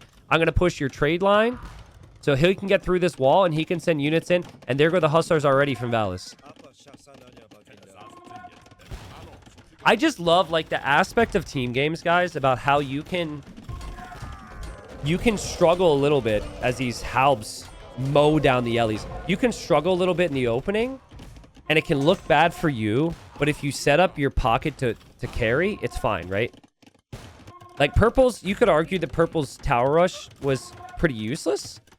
If it's a 1v1, maybe he'd never do it. But in a team game, I mean, we never said Valis's name in the early stages of the game. We didn't have to. He's just had a free game. Big shots there. Big. I think that's 3 bombard cannons down. Zizcon trying to hold the line here. I don't think they can lose any more ground. But the Hussars are through. And the Hussars are going to get in. Panic from Stoneplease. But he needs to Stonewall. And there's going to be an army in the south as well, which will completely deny that corner. The Dragonstar is going to switch to Lycav because he's running out of gold now. So yeah, there's still gold on the map. It's kind of hard to find. It's just the issue is the pulls. Like the Winged Hussar is just so much better than just standard Hussar spam. And you can tell this team's pretty comfortable, all starting to mix in the trade now. The Hussars are still knocking on the door. Ellies are going to come this way from Dragonstar. If you send elephants this way, you can't send elephants this way, right? You can't push anymore. Castles as well. I love that. Yeah, just bring a whole eco here. Castle it up. Military buildings in here too. It doesn't even need to directly kill trade right now. You're just blocking the space, so you know their trade is less efficient. How did Valis get here, by the way? I think these Cavalier are holdovers from before, and they were just back there. But that's pretty sick. Like, he's got one here as well. Remember, Syscon was an imp, like, 10 minutes faster than Ganji. But once Ganji got to the Hufnitsa, man, he's played incredible. Organ Guns just... I can't get anywhere close to this. Halb Hufnitsa is one of the toughest comps in the game. I do agree with the statement earlier. Like, Purple needs to have Arbalest. I don't think he has a ton of gold, but, like, if you've got the crossbow, you got to at least get the Arb upgrade. But he's just going to play full trash like he's Byzantines in the previous game. Ooh, is getting pushed here a little bit. There's some stone and gold there, too. But look how many Hussars just appear out of nowhere from Valis. He's going to be there to protect. I think it's such a nice situation for Valis. All gold goes into new trade. Sorry if you heard me. I almost spilled my glass there. All gold goes into new trade, and then you just spam Hussars and get kills anyways. You destroy everything with this. Castle denied. Arb's gone again. Every time Stoneplease moves forward, he just dies to these Hussars. Which begs the question, should he go Halb? Well... if you mix in Halb, then the opponent's skirmishers and Arbalest kill you. So you're just kind of screwed. It does not feel like the composition is there right now for DarkSidE. We are going to get another Game 5. And who knows? Maybe Barrels will come in for Game 5, guys. That's kind of been the conversation today. Oh, wow. They Treb cut. And now they can get Hussars in here as well. Damn, that's such a good play. Look at the micro from these Hufnitsa, too. Only 28 kills, but it completely holds the line there. And Purple's pushing. Stoneplease reacting. Their trade is maybe going the other direction, but that's not even a possibility because more Hussars are going to run around. Just like so much damage control. DarkSidE are fighting so much. Look, he's repairing Syscon's mining camp to keep him out. Hilarious. And we've got an elite Hussite wagon now from Ganji as well, which is going to be a pretty nice unit to mix in. Though, to be honest, I think more than anything, they're just there as like tanks. Because they can tank so many bullets. And the Hoofnita actually rolled through this way. Will take down the castle. And can maybe start to take down the Fatorias pretty soon as well. Fun series. What's made this a great series is just how different the skill sets are for the teams. Like, when the map's open, it's not really been close. But on these two closed maps, I mean, I'd still say overall, DarkSidE like, feels more well-rounded to me. Because, like, this is a game that could have maybe won, right? I didn't really feel that way in the games that DarkSidE won against the Amigos. But just really cool. You got different skill sets, different, like, strategies almost. And what I just think the only way that they could possibly lose this game is if they somehow miss out on Stonepleece's push here and it does critical damage. But like Stonepleece's base is taking critical damage at the same time, so yeah, Purple's making trade. Ganji's got 34 trade up here. I mean, their trade's absolutely insane.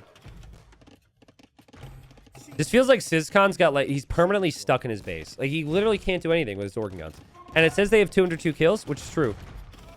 But that's only when units get fed into him. He can't push. He cannot push these Hoofnita. Hussars are going to start to run through a little bit. Population's pretty close. Actually, that's not active population. That's adding in the 100 pop from Fatorias. So, no. Population's not actually that close.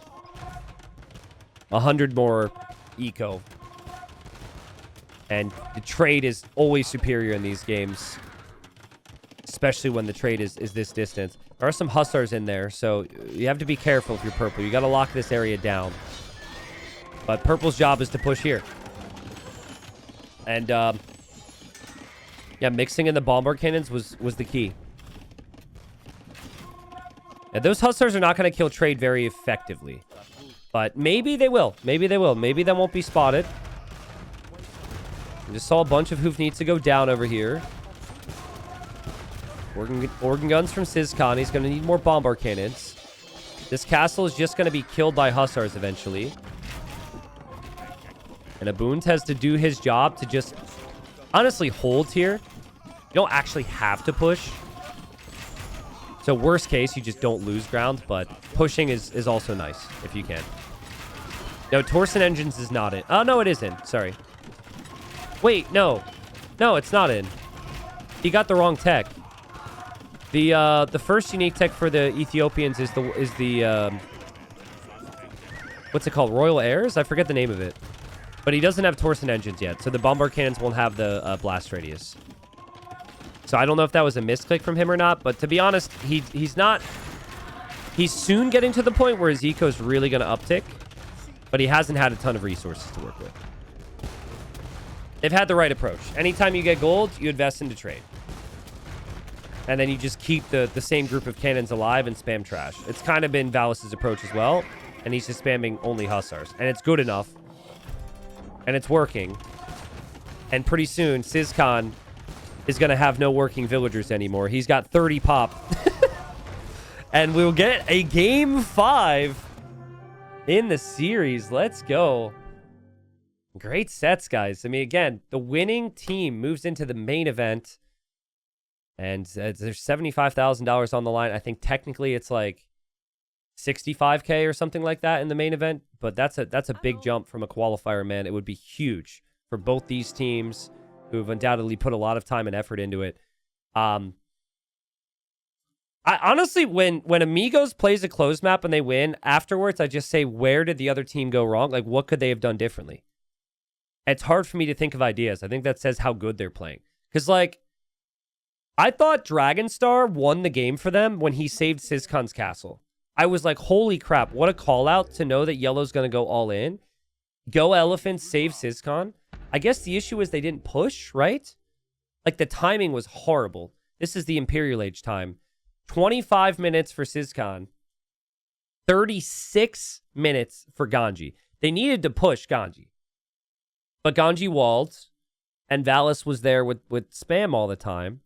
And, like, because they were pushing Stone Please, it felt like they had all the initiative, right? Like, they can't just let Stone Please die.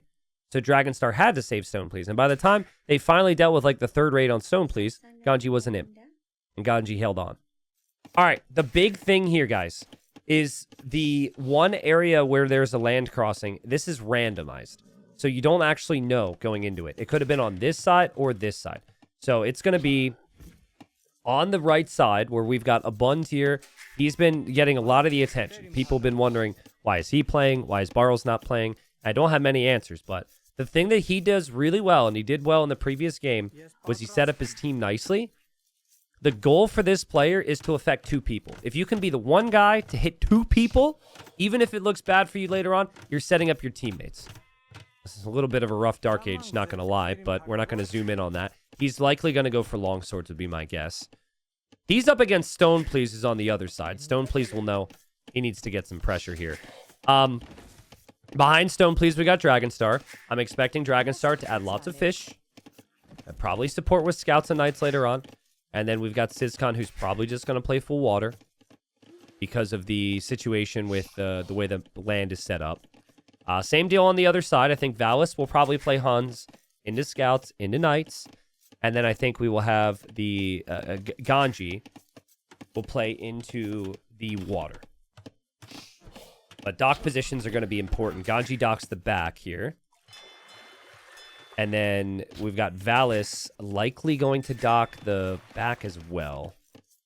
Yeah, there's the villager docking the back. So all of the Amigos docking the back. And while the water is connected, it's like the furthest possible path if you are the DarkSidE team to access their fish. Basically, they have to go through Ganji. They have to go from the middle all the way around here. All the way around here. And then obviously it just might as well finish it. You go here, right? Or you go like, whoop, like that. It's too much. It's too much. So you got to scout that to know. But there might not be a lot of incentive to really make a lot of Navy if you're Sizkan. Unless you want to pressure Ganji, which I think is fine. But yeah, I kind of feel like an opportunity you have if you are the team that eventually realizes everyone dock the outside is you can transport stuff. So there might be 1 or 2 moments in this game. If it's just like a free entry through the middle, you can transport units over and start to really harass here. Yeah, all eyes on the flanks. Yo, Connor, thanks for the prime. Thank you. Don't think I've seen your name in chat before either. So appreciate it. If you're new here from YouTube, say hello. Or not. It's fine. Thanks for watching, guys. I'll be streaming on YouTube on Wednesday. Thursday, Friday, Saturday, Sunday, and hopefully beyond for the rest of the year. I'll be streaming on YouTube, but Regicide Rumble 7 is coming up on Wednesday. Some of these players are playing. Actually, how many of these players are playing in that? I think Dragonstar is playing. Stone Please is playing. Sizkan is in that. I'm pretty sure Ganji... Yeah, Ganji's definitely playing, right? I don't think Valis is, and I don't think Abund is playing in Regicide Rumble 7, but they'll be in the pro days. So free-for-alls and diplomacy with money on the line. $25 for every King Snipe. Big money for the top 3 placement as well. So, In Green Heaven says, I'm new here from YouTube. Love your content. Oh, welcome. Welcome. Yeah, you've definitely not been following for 7 years. Thanks, man. I've watched every video for a few years, but I'm just a lurker. Big love from the UK. Oh, what's up, Connor? Now, I didn't mean to call you out. No judgment if you want to lurk. Thank you, man. Thanks for the support. Militia are here already from Stone, please. Like, they're marching forward. Walls from Red. He's also going to go for some militia. Can eventually get to the longsword upgrade, but that doesn't mean it's free or anything, right? And, ooh, nice quick walling there. Very nice quick wall. Sizkan's just trying to support. They're all trying to work together with their scouts. So essentially, you have a scout rush and man-at-arms, right? Because it's 3 scouts with the starting scouts all here. Now, you need, like, oh, man, you need to just be able to damage control really nicely under a lot of pressure here if you're red. And I'm seeing that villager trapped. This eco is painful to look at, man. You've got villagers still inside the TC. You got that villager trapped. The mule cart's just inefficient. It's awkward. And I know Stone Please is not going to have those issues behind. It's very smooth. He's got the archer range. He's got the walls coming up behind it. And he's actually just going to leave. He's going to try and get through here, and he's going to try and pressure Valis. Valis is actually going fast castle here.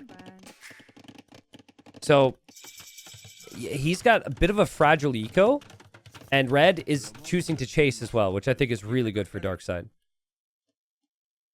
Remember, they don't know the other's dock positions. The only dock position that Amigos knows about is Stone Please. So they're taking a calculated risk as the scout here from SizCon is attacking sheep and being a massive nerd. Taking a calculated risk that there's going to be a dock on the back. Now, there is actually a dock on the back from DragonsStar, so he added one. And the man-at-arms and the scouts all converge. And, well, in the end, I honestly, I think DarkSidE are going to be very happy with this. Because red's leftover army is still just, like, in yellow's base. So, also, there's going to be archers. And the archer range just completed here from red. So, like, he's got to play skirms. He's got to wall up. He's going to be panicking big time here. But let's see if he can manage it. And we'll see if these fires end up continuing forward. There's going to be Navy from SizCon. And SizCon's going to be in this choke. I think Ganji's aware he's coming in. Ganji's playing only water. With remnants of sheep all over his base. So maybe his eco's not the cleanest. And he's walling up because everyone's concerned. I think they're worried about Blue's archers right now. Like, Stone Please can move forward and hit anybody. There's no tracking on this. So, like, they're concerned that archers could be showing up, sneaking through. And DragonsStar garrisons the fish.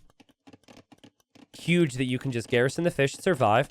This fire will look for more fish, but there's nothing over there. DragonsStar will defend with the Hawk. And SizCon really trying to just conserve his mass, conserve his numbers in this choke point. Probably won't push until Castle Age. And, ooh, this is a good find. It's actually a really good find for red, because now your team knows where the army is.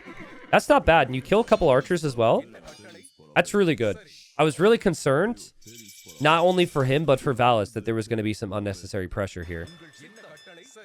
I think honestly, if Stone Please moved forward faster, I think there was a timing here, but he just didn't know that the range was delayed to that extent. DragonsStar is going to have scouts, but Valis is going to have knights. Valis is in Castle Age significantly faster.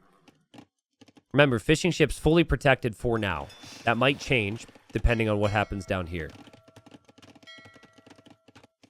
And, oh, dude, I haven't seen this in a while. I saw this the last time this was used in a team game tournament, but not in this team game tournament. It's the full stonewall here. Like, this is really early, but I think it might be a misplay. Like, the knights can stop this if they see this. Right? Like, knights are already here, so I don't know if this full stonewall is going to work. They're going to try it. It looks like this might be spotted. I'm trying to see. Looks like they could see a piece of stonewall, right? And so Stone Please is going to abandon that. His archers have not made a difference. And there's still a couple random boats back here from red. He's trying to pressure DragonsStar. Basically, very difficult for DragonsStar to go in and out, in and out, in and out.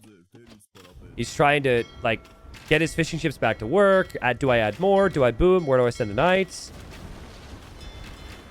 And this is an awkward choke point to run through, but SizCon will make it through, and SizCon will start to... I don't know. Like, that's still a lot of fire ships in there.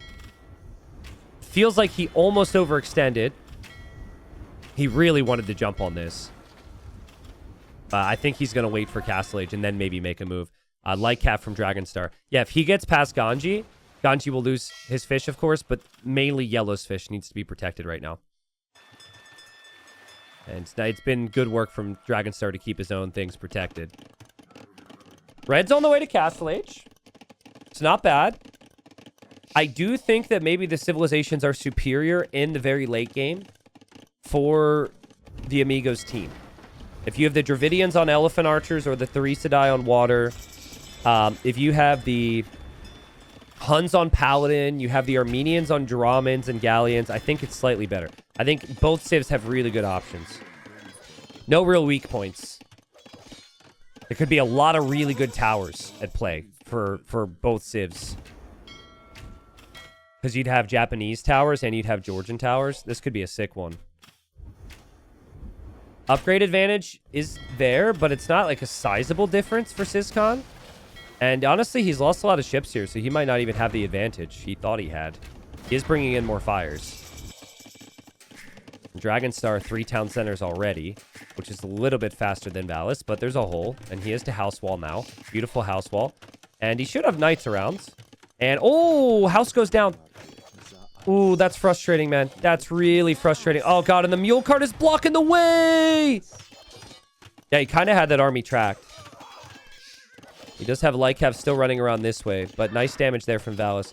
Guys, if Valis gets a free boom, he's shown he's very dangerous. For now, it's been free. Ganji needs those ship upgrades to hit fast. He's taking the fight 5 seconds before the upgrades, but once he gets the upgrades, bam, he takes the fight. That should be a good fight for him. It's a good stack there. There's a demo raft, which does hit. It's actually not bad. That's a lot more fires. I don't think that Syscon is expecting that to be that many fires. Still the fishing in the middle. The knights got cleared up. We got some crossbows over here from Stone, please. Yes, Stone, please. Who's stonewalling the front now and adding a siege workshop is just... He's just always been here. He's always been so consistent. He's always had so much military. And so the concern for Amigos is like, Valis is in a good spot, but the flanks are struggling. Like, Red can't keep up with Stone Police's pressure. And then Ganji as well is not necessarily winning the water for the team. And this means Dragonstar. Ooh. Oh, Red. Sick. This is a sick find. Remember, everyone's fish booming in the middle for this team. So this might be worth losing your archer range and everything's not that big a deal if you can kill some fish. And I don't know if this has necessarily been spotted by this team. But, dude, you can't lose your base. You need... Like, Valis has to clean this up for you. That's what he's trying to do. Archer range going down. Dragonstar's fish getting disrupted. Blue's fish getting saved. Syscon still has not been able to fully move through. Ganji's still making more navy to hold the line here. Fish actually gets really inefficient, and you have to add fish traps too, which is not easy. What a game. T90, do you still prefer Kingston's dock positions? Tremendo! You're amazing. Thank you for remembering that, bro. Because I've been wanting to bring it up, but I've been like, I don't want to, like, explain it every time, you know? You kind of had to be there. And because all these top teams are not doing that exact thing, I've been, like, thinking that maybe I'm crazy, but I still do prefer those dock positions, yes. Yes, I do. Oh, man, there's just so much military here. Yeah, even if you're the only person that remembers that, my point on that, I appreciate you. I mean, Red's trying to go imp. But this... Brother, you need a town center to go imp. And it's just nonstop pressure. I mean, he's not been able to keep up with the pressure, right? That Stone Please is able to dish out. And Valis needed to come in, and he needed to clear this. But he's only really able to get enough army to just snipe the siege. He can't really, like, kill the army. And they can't even chase armies easily because they were able to get the stone wall down. Like, that's such a big position over here for this team. Also, Red, like, his contribution on water, it was just, like, a desperation attempt. It's not going to be consistent. And poor Red has just got to try everything he can.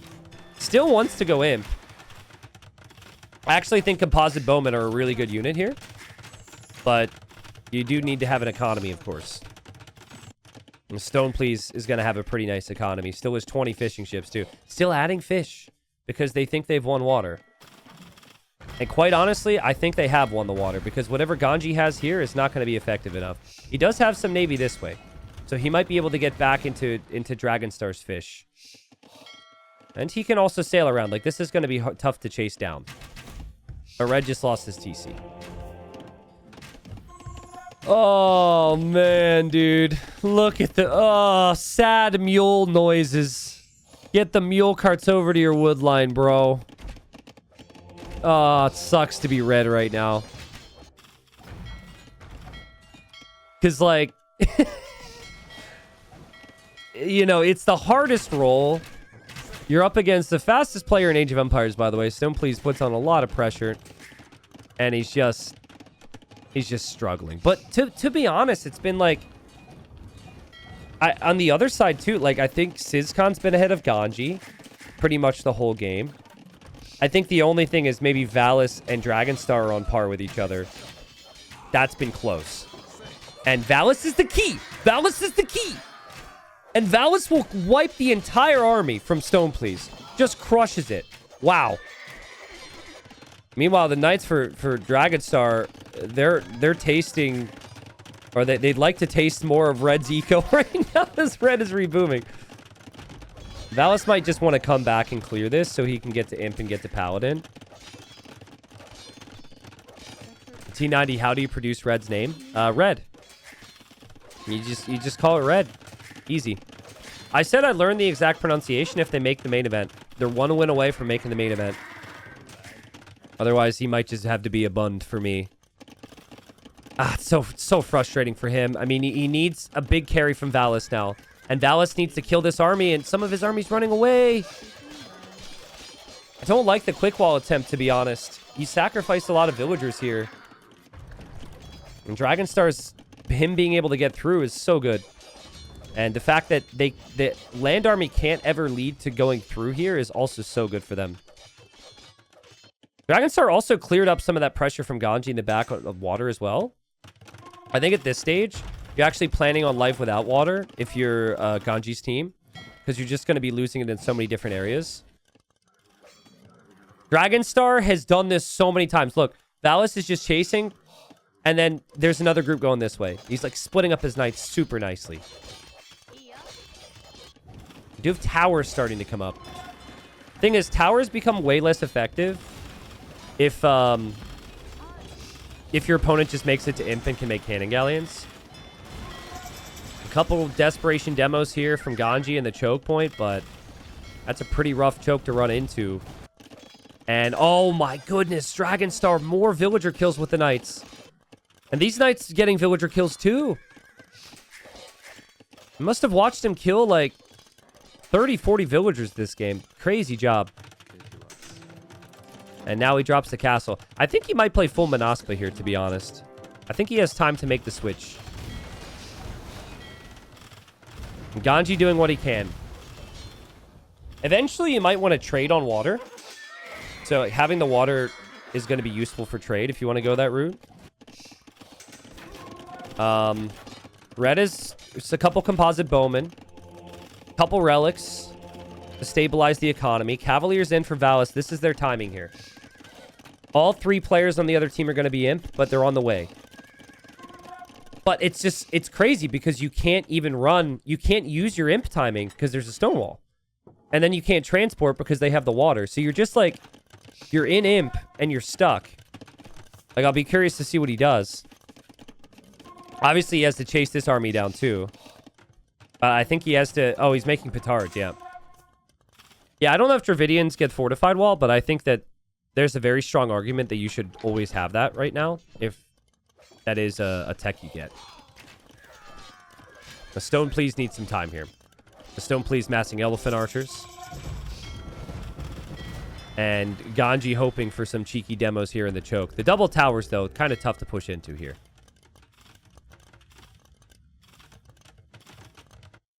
And fishing ships been so effective. And there's whales as well. So you can get thousands of gold on the water. Which is really underrated thing to try here. And I think there's nothing but whale left in this corner. So that's an extra 1k gold. There's an extra 1k gold. Like gold and food is nice. But like this point, it's all about the gold. on the water. You have the food through other means. Here go the petards to break through the wall. And they're going to get sniped by the elephants. And the elephants run right back and the gate locks. Oh, my God. Oh, my God. That's so ridiculous. I mean, this is his siege workshop, so he has a little bit of vision there. Is there a hole there? No, there's no hole there. Okay. All right, Valis is going to try again. Smart from Stone, please. You know what they're trying to do, so just build more layers here. Yeah, the petards can't get anywhere near the wall. The elephants can just camp it. Look at all these techs. Elite Cannon Galleon, Elite Longboat, Elite Manaspa, Elite Elephant Archer, Elite, Elite, Elite. Meanwhile, on the other side, Red going to Imp. Ganji about to make it to Imp. And the towers do hold the line. It's a good move. Water's making some progress on this side here for Stone, please. And the units just run right through the wall. Sad petard noises as these guys are going to explode with no purpose. And it's going to be Elite Manaspa. That's not looking good for the Amigos. Again, they've just been, like... Their wins have been awesome. They've been the best games of the series because they've been closer. But if you think about it, like, DarkSidE has been really close, maybe. They've had their chances in winning in those games. And as these units get through the overchop, when it's not the closed maps, the Amigos have just not really looked like they can compete here. And this was already going to be bad for Valis, but it gets worse because the Manaspa get through. Dragonstar has been raiding the entire game. And now the Cannon Galleons are going to come through and just take down all the towers from the shoreline. So tower defense is not really an option. That is overlooking the fact that we have 30 Dravidian Elephant Archers just waltzing into Red's base as well. And Yellow drops below 100 eco. Crazy raid from Dragonstar. Again, look at him split up. He sends units back here too. Like, he really goes everywhere with the raids. And more units running in as well. The only thing they're missing is some heavy siege over here. If they bring in some bomber cannons or some trebs to take down these castles, they obviously win the game. Sizcon also has trebs on the shoreline. He could just transport over, right? He could come right through here, take the rest of Ganji's base. Okay, Ganji is going to try and fight back on water. That's his contribution right now. So there he goes with the fires. But meanwhile, you've got blue and green just camping where Red used to live. And Valis' castle is going to crumble. And following that, we'll see the fortified churches and the castle go down as well. Beautiful, beautiful play from DarkSidE. And I think there's no way that Ganji can actually make progress here. I think that many longboats, it gets really complicated. And there's longboats here too, and Cannon Galleons can come here. He's got like 50 longboats. Castle from Stone, please. He needs some quick walls here. There's a lot of Paladin. There's no Manaspa support, so I think the Ellies get kind of trapped. They're not going to outrun the Paladin. Let's see how many elephants end up surviving here. I think there's a little bit of a risk of overbooming here. Or like, maybe not really overbooming. I think, never mind. There's no overboom in this situation. I think even if they lose this whole army and this castle gets denied, I think they're still fine. They're still making heavy progress on the outside. There's still raids, bro! More Manaspos. Wondering where the Manaspa were. They're back. This unit's insane with raids. It's got 20 attack, right? So it's 2-shotting the Vills. Or like 3-shotting the Vills, I guess. Depending, but... Yeah, this castle gets denied, but 67 eco for Valis. Oh god, I said the thing. 63 eco for Valis. And I'm not seeing a single working farmer. So good luck making paladins. He's got 25 hills in queue to try and recover. Stone Please has the siege workshops. There's not a lot that they're really missing right now. They're also going to be adding some trade. And the GG's called. Amigos tap out. And DarkSidE move in. They're one of the top 9 teams. A very interesting squad. I think, like, they've been battle tested in these qualifiers. They had some really close sets in the first one and the second. They clearly have a good synergy. And I think they're very well rounded. I think they proved even though they lost those arena games, that they're still like very capable there. But particularly on the open land maps, the water maps, very, very good decision making. And I think it's going to be a weird one for them. I don't know where I'd rank them out of the 9. I guess we don't know what the 9 are going to be yet. But I wouldn't put them in the top 5 of those 9. So they're going to be a team that's going to have something to prove when in the main event of the League 3v3. So, well played to them. Very fun to watch. I just think the difference on this map so often is how do the front players do, right? And like Stone Please just had such a good opening compared to Red. And then also, it's like, how do the Pure Water players do? Well, Siscon was just a step ahead of Ganji. Then I guess you then compare the pockets where I felt like maybe Valis had the best game for the team. But he was just putting out a lot of fires and he was struggling and he wasn't able to boom like Dragonstar did. Dragonstar killed. I'll have to toggle this bottom right. Dragonstar killed 129 eco this game. Like ridiculous. 129 and then 13 losses. And he was attacked on water and on land. It's just really well played from Dragonstar. It's exactly what you want from the pocket roll, is to be able to clean in there, clean up armies and swoop in there when need be.